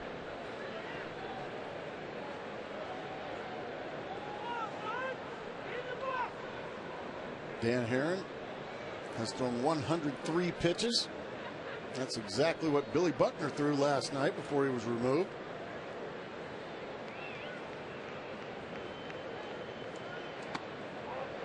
That one misses away. 3-2 the count. Orlando Hudson going to get a running start here. Dan Herron taking a little more time. I would imagine that gas tank probably starting to creep towards E a little bit, Darren. There's been a lot of high stress pitches for him tonight. These Dodgers make you work. The runner goes, the pitch, fly ball. Chris Young puts that one to bed. 7 solid innings for Dan Herron. We're tied 3.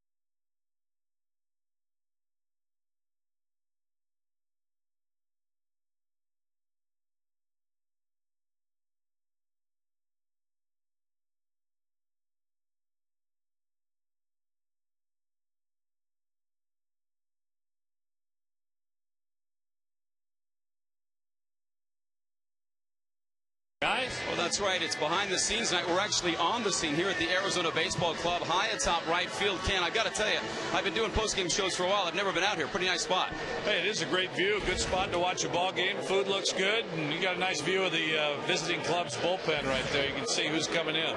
And you also, people can have them dinner out here, and it's open to the public, so anyone can come out here. Coming up tonight on the Quest D-backs Live, digging in, we're talking about production from the outfield this year. Yeah, we're going to talk a little bit about what it looks like next year. Last night we went over the first baseman, and tonight we're going to take a look at the outfield situation, what to look forward to next year, so stay tuned. Guys, we'll see you after the game. You got it. Well done. The Arizona Baseball Club, a fabulous location up there. Ronald Belisario, another one of those minor league free agent signees, available to any and all, like Ryan Roberts. Look at the work he has done for the Dodgers as he faces Ryan Roberts. This makes you wonder how teams can give up on players like this. And this kid has just come in and been such a shot in the arm for the Dodger bullpen. You know, not only dependable, Darren, but dependable all year long. He can throw, 4 or 5 times a week if Joe Torre needs. That's what you love.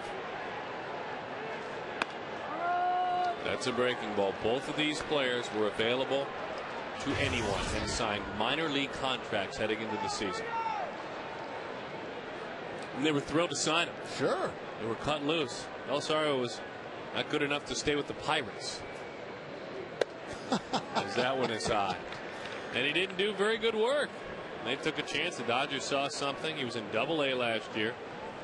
His 2 ERA just fine. 2-2 the count. Roberts pops it up.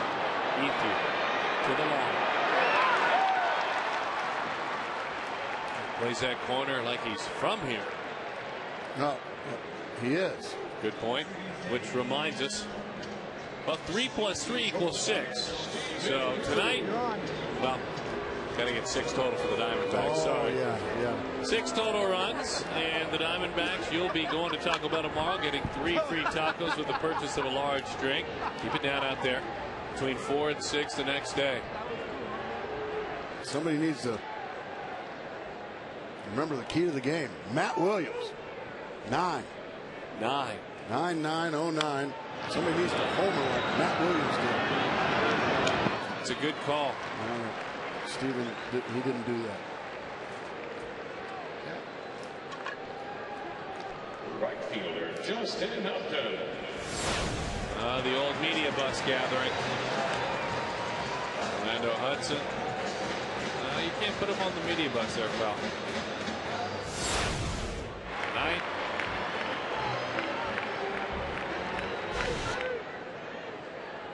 Still good friends.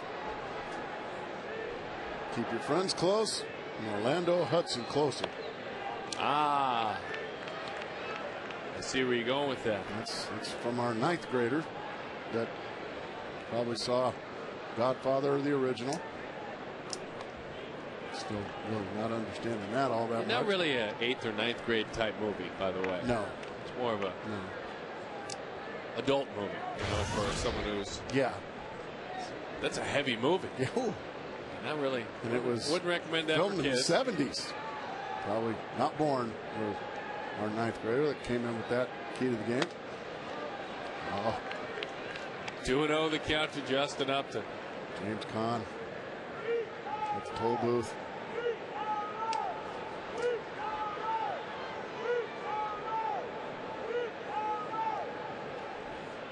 The 2-0. Into the seats that one goes. So 2-1 the count.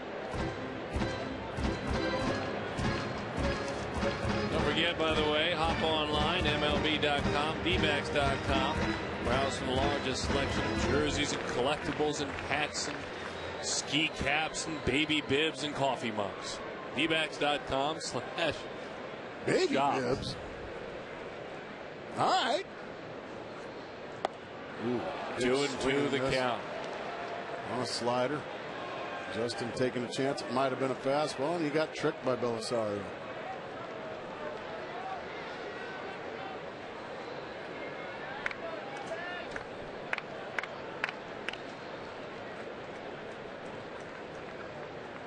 The 2-2. Pounds that one foul. Chip Hale unable to make the play there. Kind of disappointed in Chip. What's going on down there? He's usually making those plays. Well, it's September. He's a little tired. Maybe the leg's not quite underneath him. Yeah, that young man's got a smile on his face, though. Chuck Bryant down the line. Great job getting it to him. Way to go, Chuck. Thanks for giving me the right name there. The 2-2. Bouncing ball. Gotta hurry. Just got it. Wow, you could hear it, too. That arm of Burkall, we're tied at 3.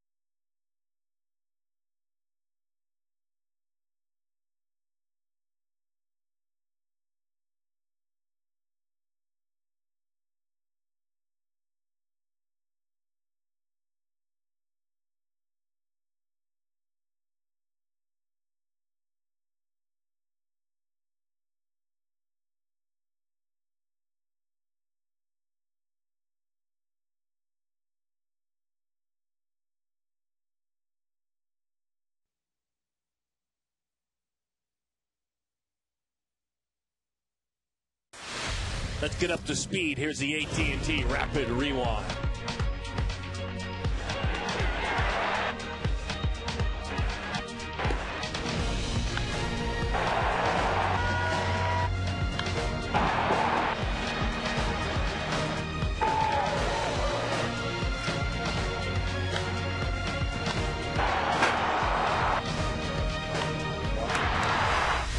AT&T, the nation's fastest 3G network. AT&T, your world, delivered. Dan Herron delivers, and that pitch is in.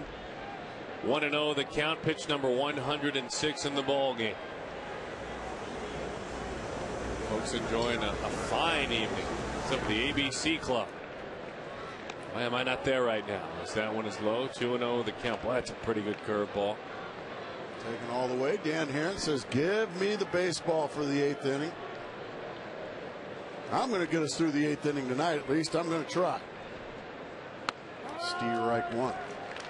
The 8th inning, of course, is always grabbing our attention. It's been a really, really tough spot for this club, as we've mentioned. As that one is fouled off. 2-2 the count. Dodgers opened up with a big 8th inning last night. The Diamondbacks pitching in the 8th inning have an ERA of 6.75. The rest of the ball game, it's just a tick over 4. And the numbers going on down are daunting. Charging. Gotta hurry. Got it. Nice play there by Ryan Roberts. With the speeder for call, even though he breaks his bat, and once it gets by Dan Herron, boy, it becomes a tough play.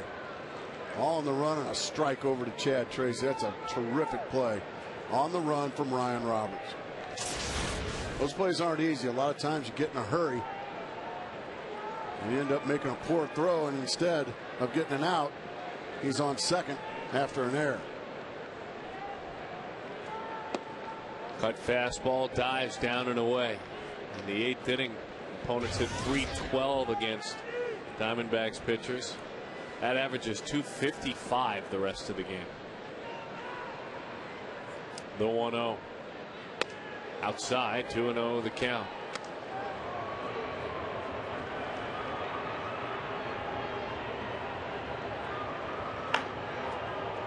It's been a tough inning for the bullpen. So the starter trying to put the kibosh on that. 2-1 the count. It's one of those. It's an old saying in baseball, Darren. Sometimes the game needs to be saved in the 8th inning. Well, that hasn't happened much for the Diamondbacks this year.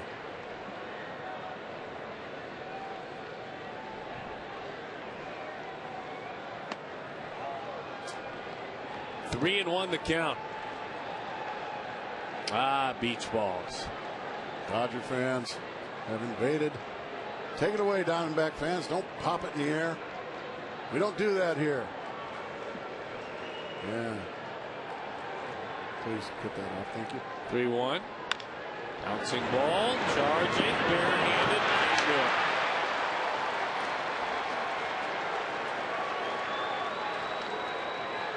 Well, what a night it's been at third base. Mark Reynolds, remember that first run of the game. That bad hop. Right there.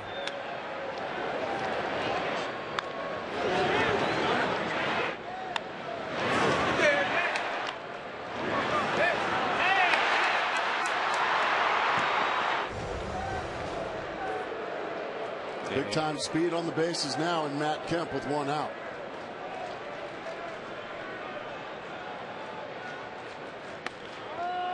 And he just went right down Broadway with the first pitch, straight fastball, Darren, and got it by him. By the way, number 99's on deck.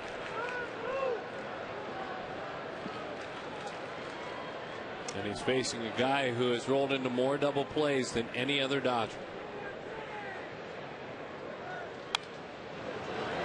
Could it possibly happen?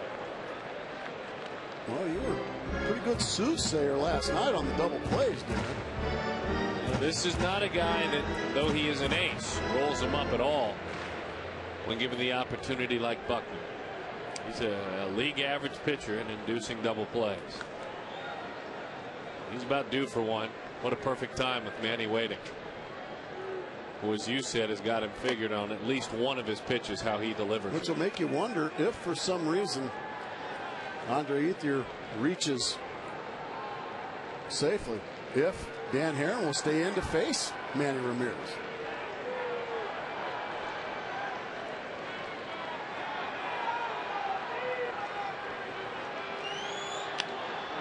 In right field, Justin Upton coming on. He keeps it with him. We're about to find out. Gutierrez is warming in the pen.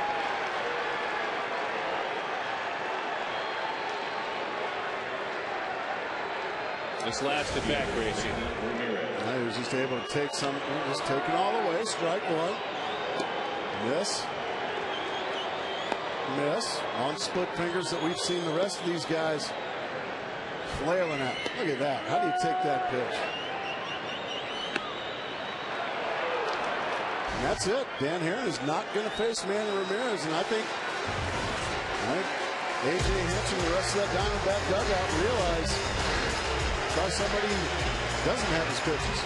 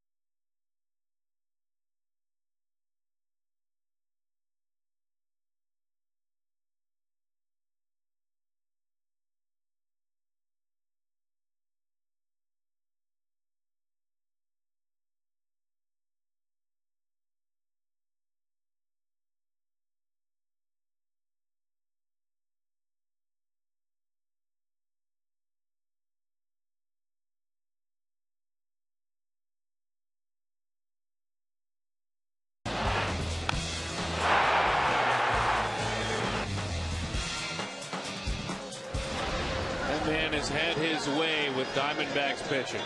There's no other way to slice it up than just simply saying that. And so Manny Ramirez now with his opportunity. Gutierrez, his last 20 outings, very good, a 1.93 ERA. With a 182 opponent's batting average. He and Manny have met up once. Manny is 0 for 1 against him. Well, these are where the superstars, these times where the superstars come through. And in his brief Dodger career, he's certainly done that, and especially against the Diamondbacks, Darren. 413 in his career against Diamondbacks pitching. In his career, not just as a Dodger.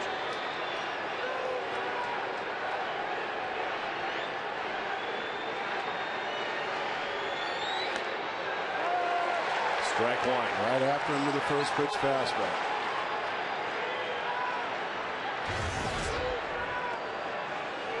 Singled, homered, walk. It's a shame for Dan Herron. He deserved a better fate again. Gave up 2 runs in his last outing. Got a no decision.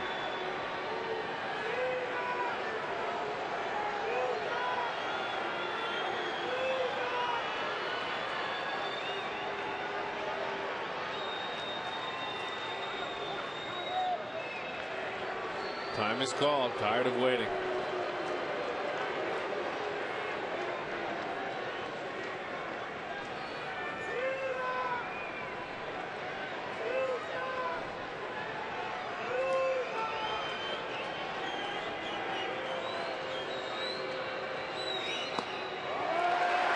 Another fastball, 0-2 the count.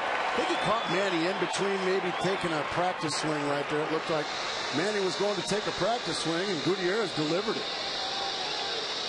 That ball was right down the middle, and Manny just got frozen.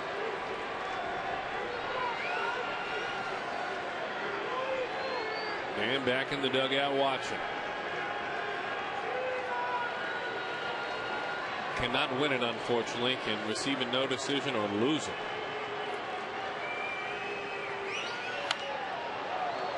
Big time fastball went right after him. Wanted it up. And that ended up, as you said, belt tied down the middle. Has a curveball, has a slider, has a changeup. He's throwing all fastballs. I think a lot of times the sluggers in these situations, Darren, they look off speed. They want it up again. He blew him away. He just blew him away. Nothing but fastballs. And he was looking off speed the entire at bat, Darren. Well, here you have it. First pitch fastball, right down the middle, strike one. Next pitch fastball, strike 2 right down the middle. Tardy on that one, tardier on that one. He was looking off speed the entire time.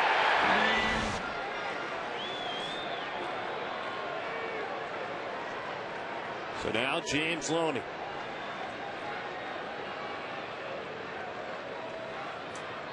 Oh, breaking ball. There's the curveball. What a time to break out your first off-speed pitch to James Loney right on the money. Nice pitch. He might have Dan Herron's pitches, but he certainly doesn't have Juan Gutierrez pitches. No, sir.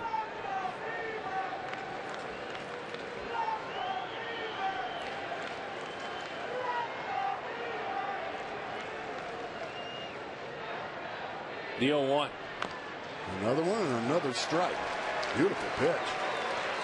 Now a little bit shorter break, a little bit harder on the radar gun.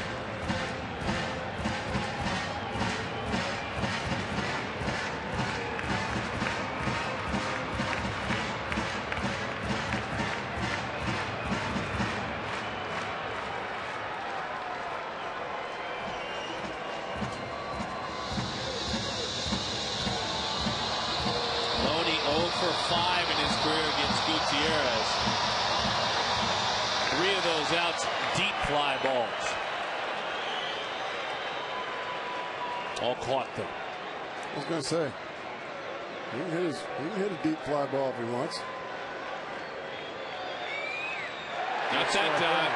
How about that job by Juan Gutierrez? What a job picking up his teammate down here. The crowd certainly loves it against these Dodgers. He got Manny, then he got James.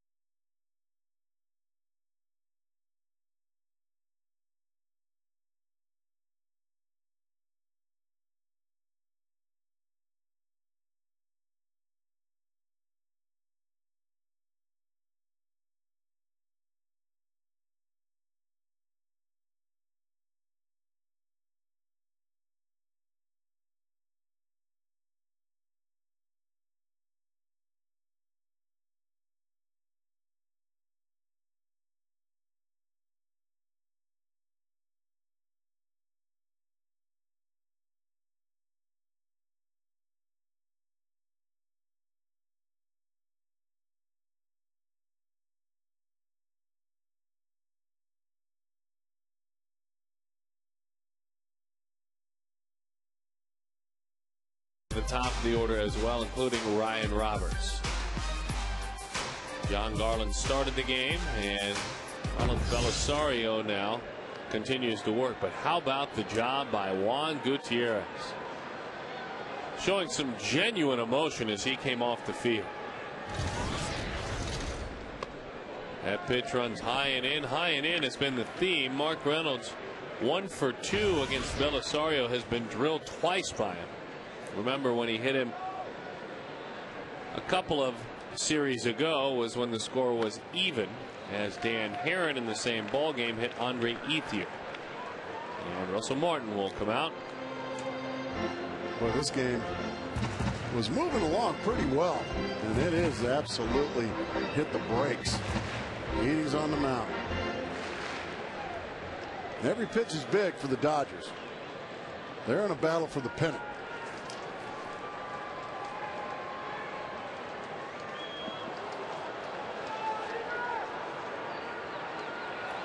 Two and 0 the count. Ian. Don't forget it's Mark Reynolds bobblehead day, September 26th. First 25,000 fans get a Mark Reynolds bobblehead. Get tickets now by calling 602-514-8400. We know where that one is. It's not traveling the world. Just loves to pitch Mark in for some reason. Yeah, it just looked to me like he wanted no part of Mark Reynolds right there. He missed badly with all 4 pitches. There's once again going to Manny Ramirez. And these are the fastballs, all of them. And then Loney. Curveball. Isn't that funny? Totally different. Curveball. And the put away curveball. All fastballs, then all breaking balls. It's impressive. Belisario take a walk.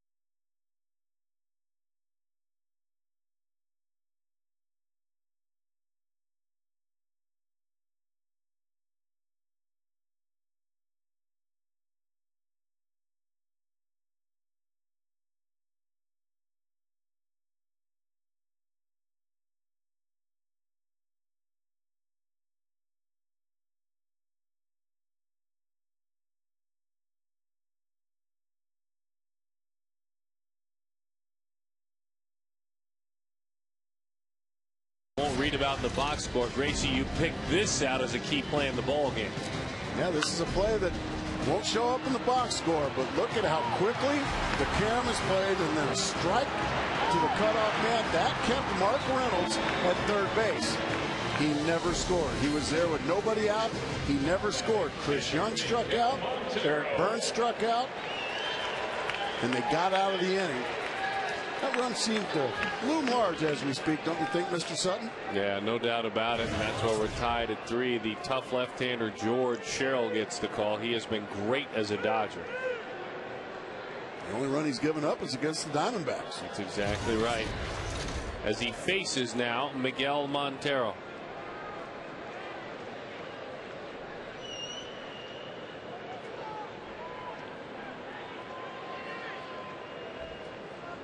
Bottom of the 8th inning, 3-3 score.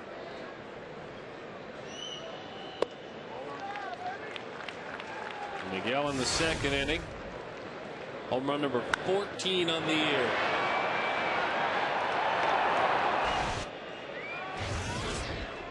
He has hung in there very nicely against left-handed pitchers this year, as Reynolds is driven back to the bag. Day off tomorrow for the Diamondbacks. Much needed day off as they battled a tough month of August away from the Valley. The 1-0. As that one is outside, 2-0 the count. Now by laying off a couple of fastballs away, now Miguel Montero can just dial in for a fastball in the middle of the plate. If he gets it from Sherrill, he can try to repeat what he did in the 2nd inning, and that's hit one in the seats. The 2-0. He just got tied up with a fastball in. Miguel hitting .328 against left-handers coming in. Boy, you gotta love that. Not many young left-handed hitters can say they can do that against left-handed pitching.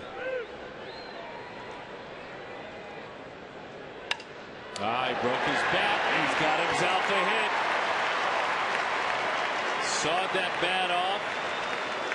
Dangerous looking piece of wood goes shooting out to the field. But the good news for the Diamondbacks is that strong enough and lucky enough to get a base hit out of that. Well, when it's up in the strike zone, Darren, thank goodness that Sherrill didn't get hit by that weapon.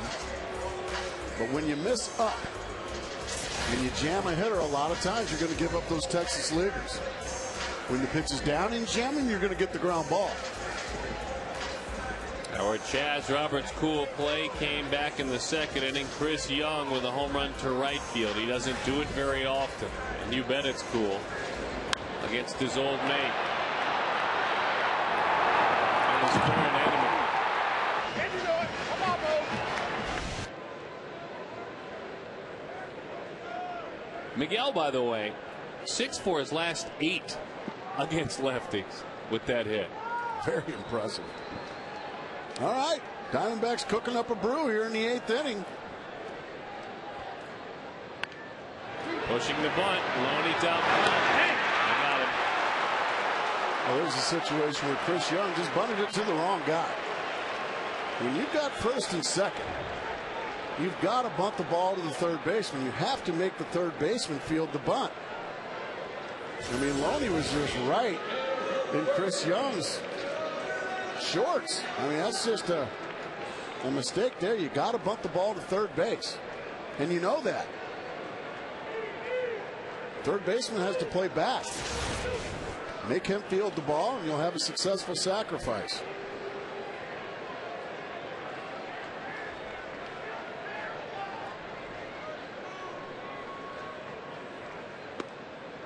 Strike 1 to Eric Burns.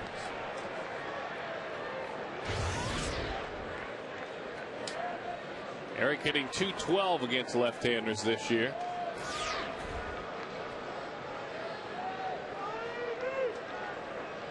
The 0-1. 0-2 the count.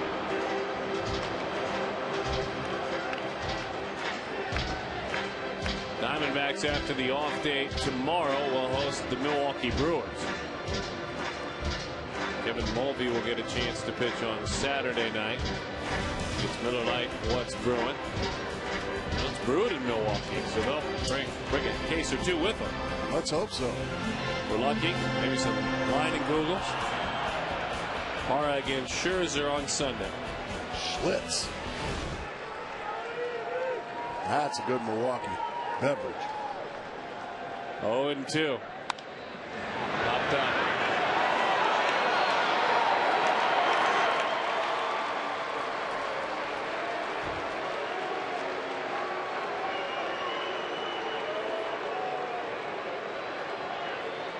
Rusty Ryle now.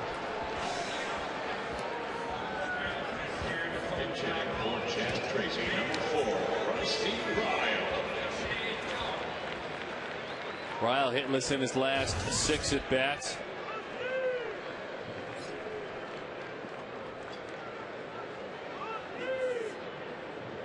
Tenth inning home run that he hit back on August 31st. 5-3 win. It iced it as that one bounces in there. 290 this year with 17 home runs, 70 batted in AAA.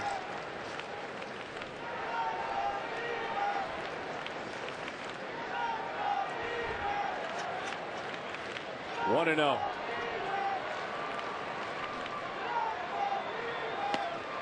One and 1 as that sweeping Bender grabs the plate. The Oklahoma native working on Sherrill, trying to get something done. He's got nasty, heavy stuff. They can trot some lefties out there for you, Quo and Sherrill. Gas right by Rusty Ryle. Here's Rusty.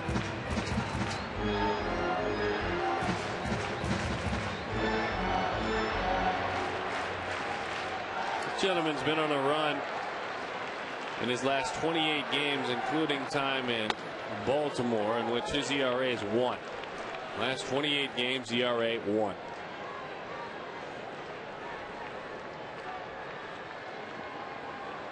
Two and 2 the count. He has delivered ever since he's put on that blue uniform, and then some.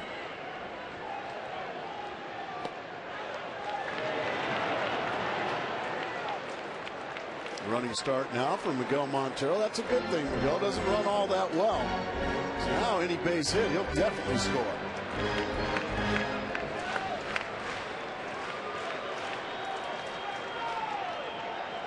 Three, 2, 2 outs.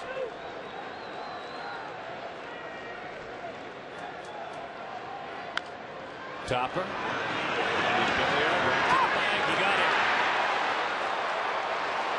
Leadoff walk. Then a single. And nothing for the Diamondbacks.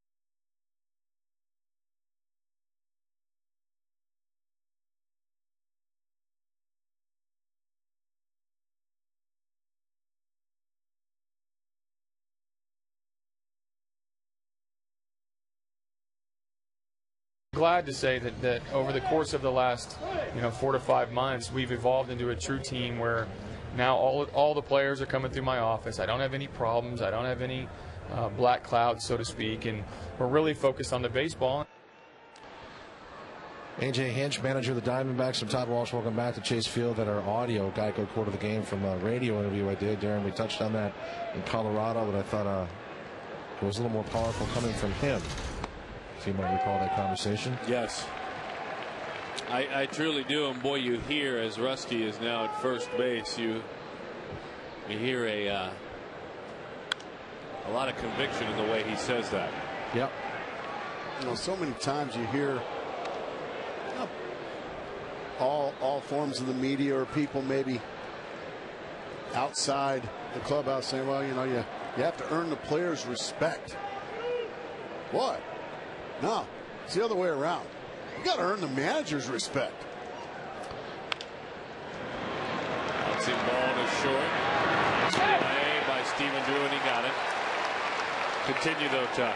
Well, Mark, as I shared this with Darren on Friday in Denver, and the follow-up question was, are you talking specifically about a night in Kansas City and a closed-door team meeting? And he said yes. That's when it turned for him, when he had to turn to the team and say, hey, I'm the leader. So he's comfortable with talking about that, and he's comfortable with his place now.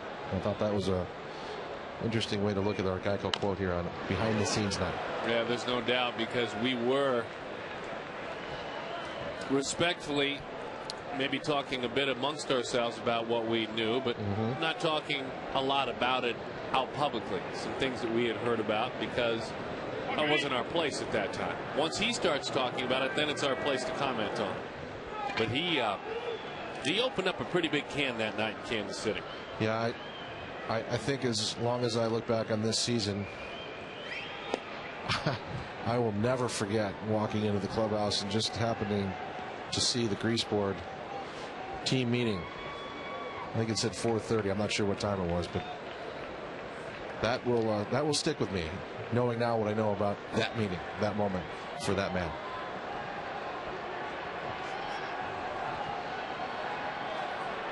I just remember an album cover in Kansas City. Oh, yeah. That's what really jumps out for me.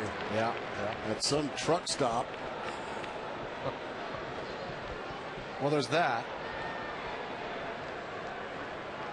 That's a great interview, though, Todd. He was very open and candid. It was nice, and I appreciate that from him, as we all do. I'm just fond of the album cover. Some good barbecue, the 1-2. That one is up and away. 2-2 the count.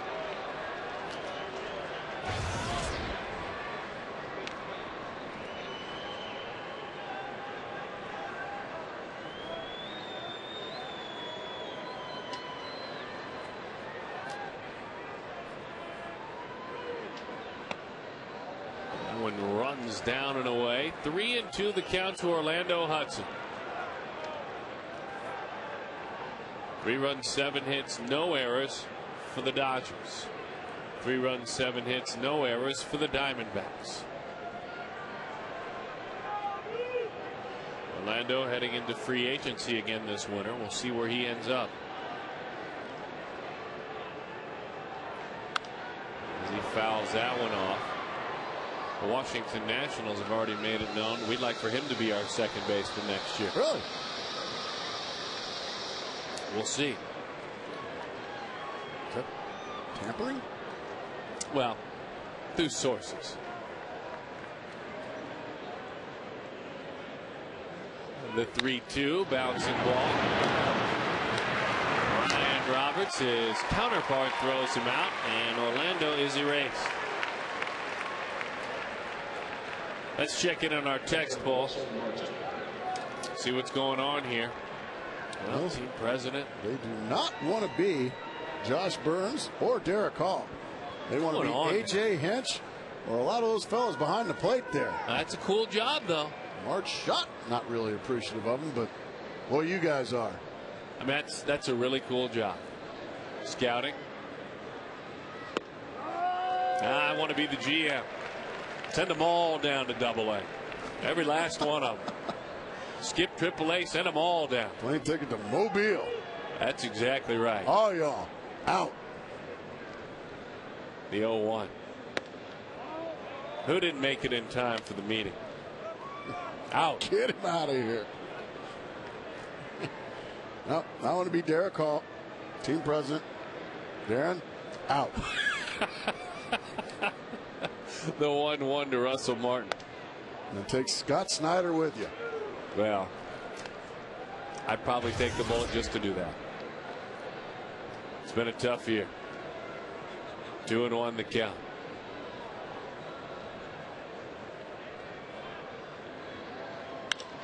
Line drive, center field. King-sung is there. It knuckled on him, but he held on to it. All right, you get to stay, Chris. But if you didn't catch it, out.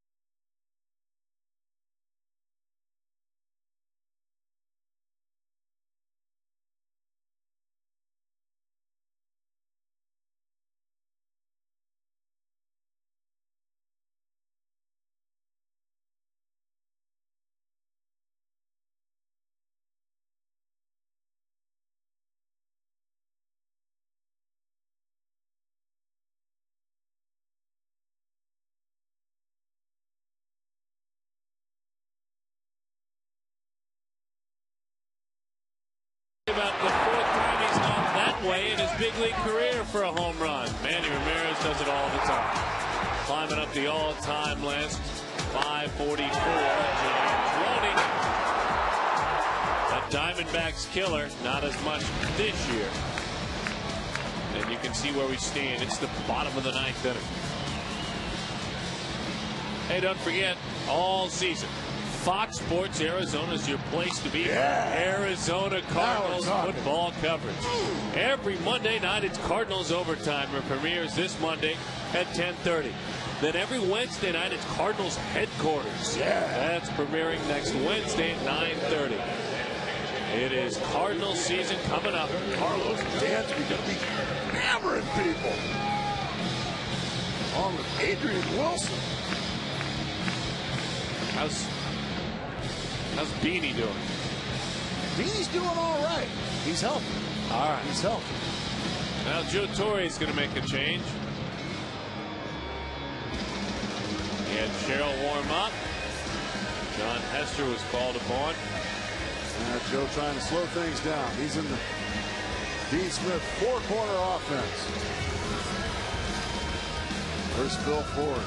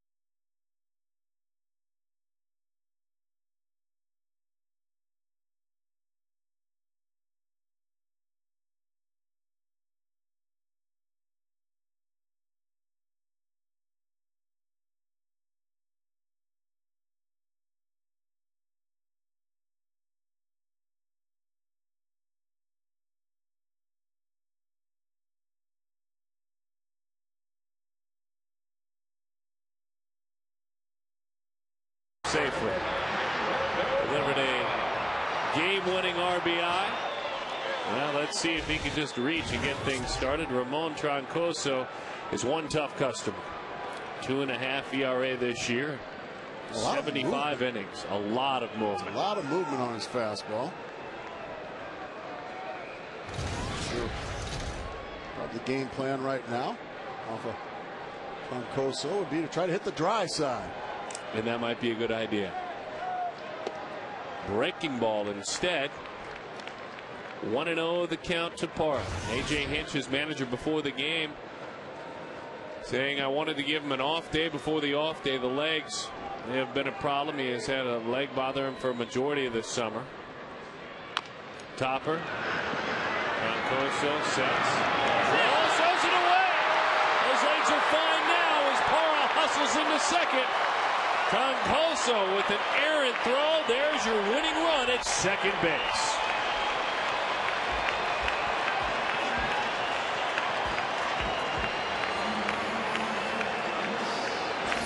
The pitchers work on these plays tirelessly in spring training, and just for some reason it seems to always come up big in a game. Dodger fans disgusted, D-back fans jubilant. Gerardo Parra going to get pinch run for him. That's Trent Olchen. That is Trent Olchen, the Aussie.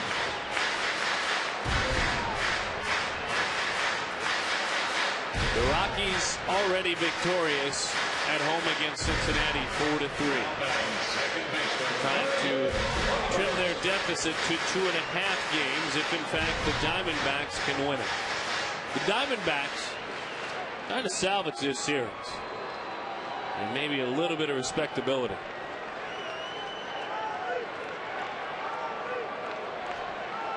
Bottom of the 9th inning, winning run. And that one is outside.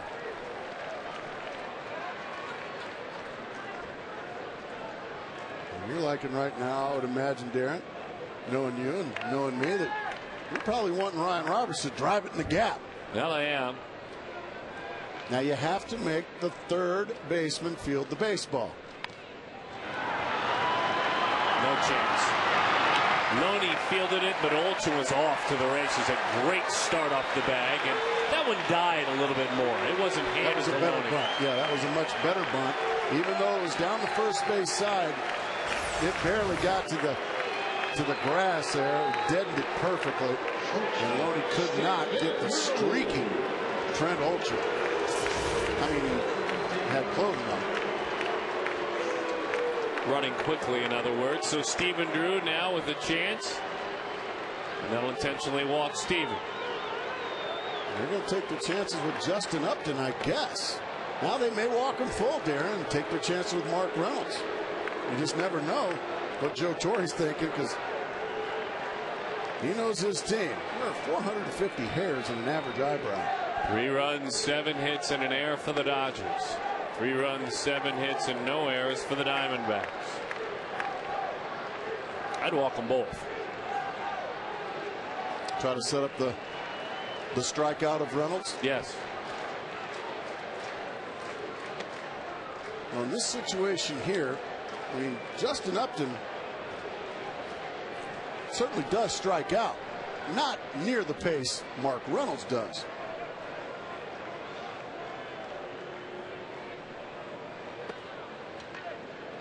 Sets up 2 if you do walk him full of force anywhere. A force anywhere, you're right. I'd be shocked. I would be shocked if they pitched to Justin Upton. I think they're going to take their chances with Mark Reynolds.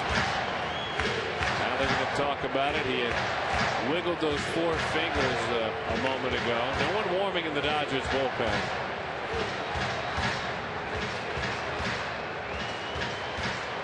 How about that bunt by Ryan Roberts to set all this up, Darren? A beautiful bunt. By Ryan Roberts getting that bunt down, that just forces Joe Torre's hand. And now he's got to walk the bases loaded now. Gets it out in front, deadens it perfectly. That is a successful sacrifice. But now that by being fundamentally sound, getting that bunt down. It forces Joe Torre's hand. So now he's going to walk him full. And that, sure, it sets up a force at any base, Darren, but now Troncoso's got to be awfully perfect. That's exactly right. To Mark Reynolds, because now he has no place to put it. That is exactly right, which is a very key point, and he has, by practice now, thrown 8 wide intentionally. Now he's got to be perfect. His ball moves unbelievably anyway. 2-0 the count. Mark, 1 strikeout in 5 career at-bats against Troncoso. 2 for his last 2 and 2 for 5 career. So he's seen him. He's seen him enough. The strikeouts aren't anything alarming, and he's gotten him his last 2 times. And Darren, as a former pitcher, was it tough after a couple of intentional walks? You purposely throw 8 pitches out of the strike zone. Is it difficult to get locked back into the strike zone? Well, my A-ball answer is yes, but I've spoken with major league pitchers that have said yes. Really? So that's another risk you have by walking the bases loaded. All right, Mark Reynolds, send us home.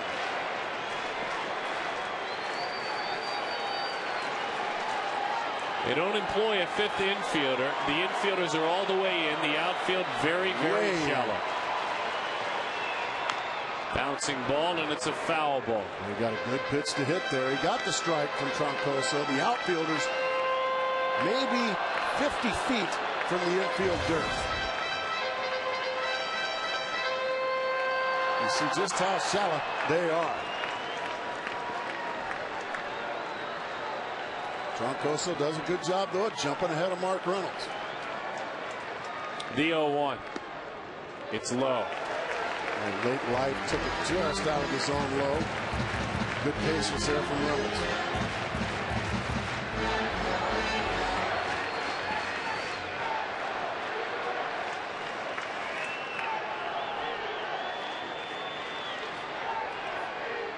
There's your winning run in Trent Olchen, the 1-1. 1-2. He just went right down the middle with a fastball. And very tardy on that one was Mark Reynolds. The only double play they could turn would be to come home with it. The way the infield is set up, Mark has only rolled into 8. Puts the ball in the air a lot. Clayton Kershaw, the youngster, Jim Thome, the veteran, looking on.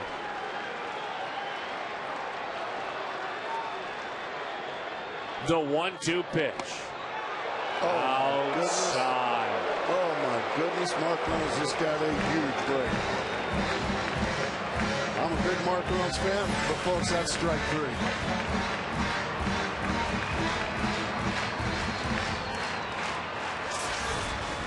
Well, you get a break. Now you take advantage.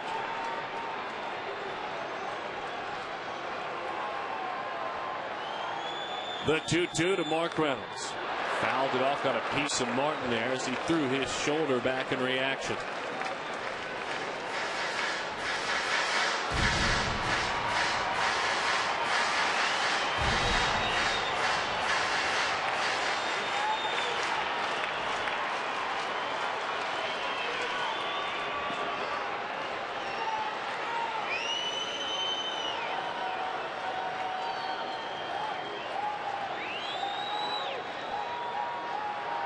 The 2-2. Another pitch very close. That one certainly was not a strike. It was low. Now there's nowhere to put it. And there's no more pitches to be thrown.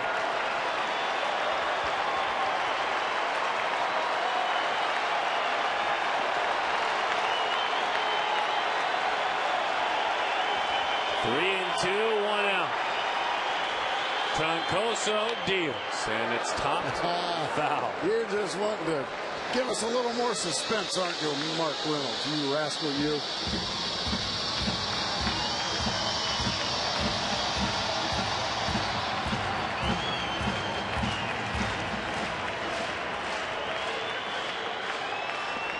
The winning run at third. He is a force out with the bases loaded in Trent Olchen. Another 3-2 pitch. Outside, the Diamondbacks win it.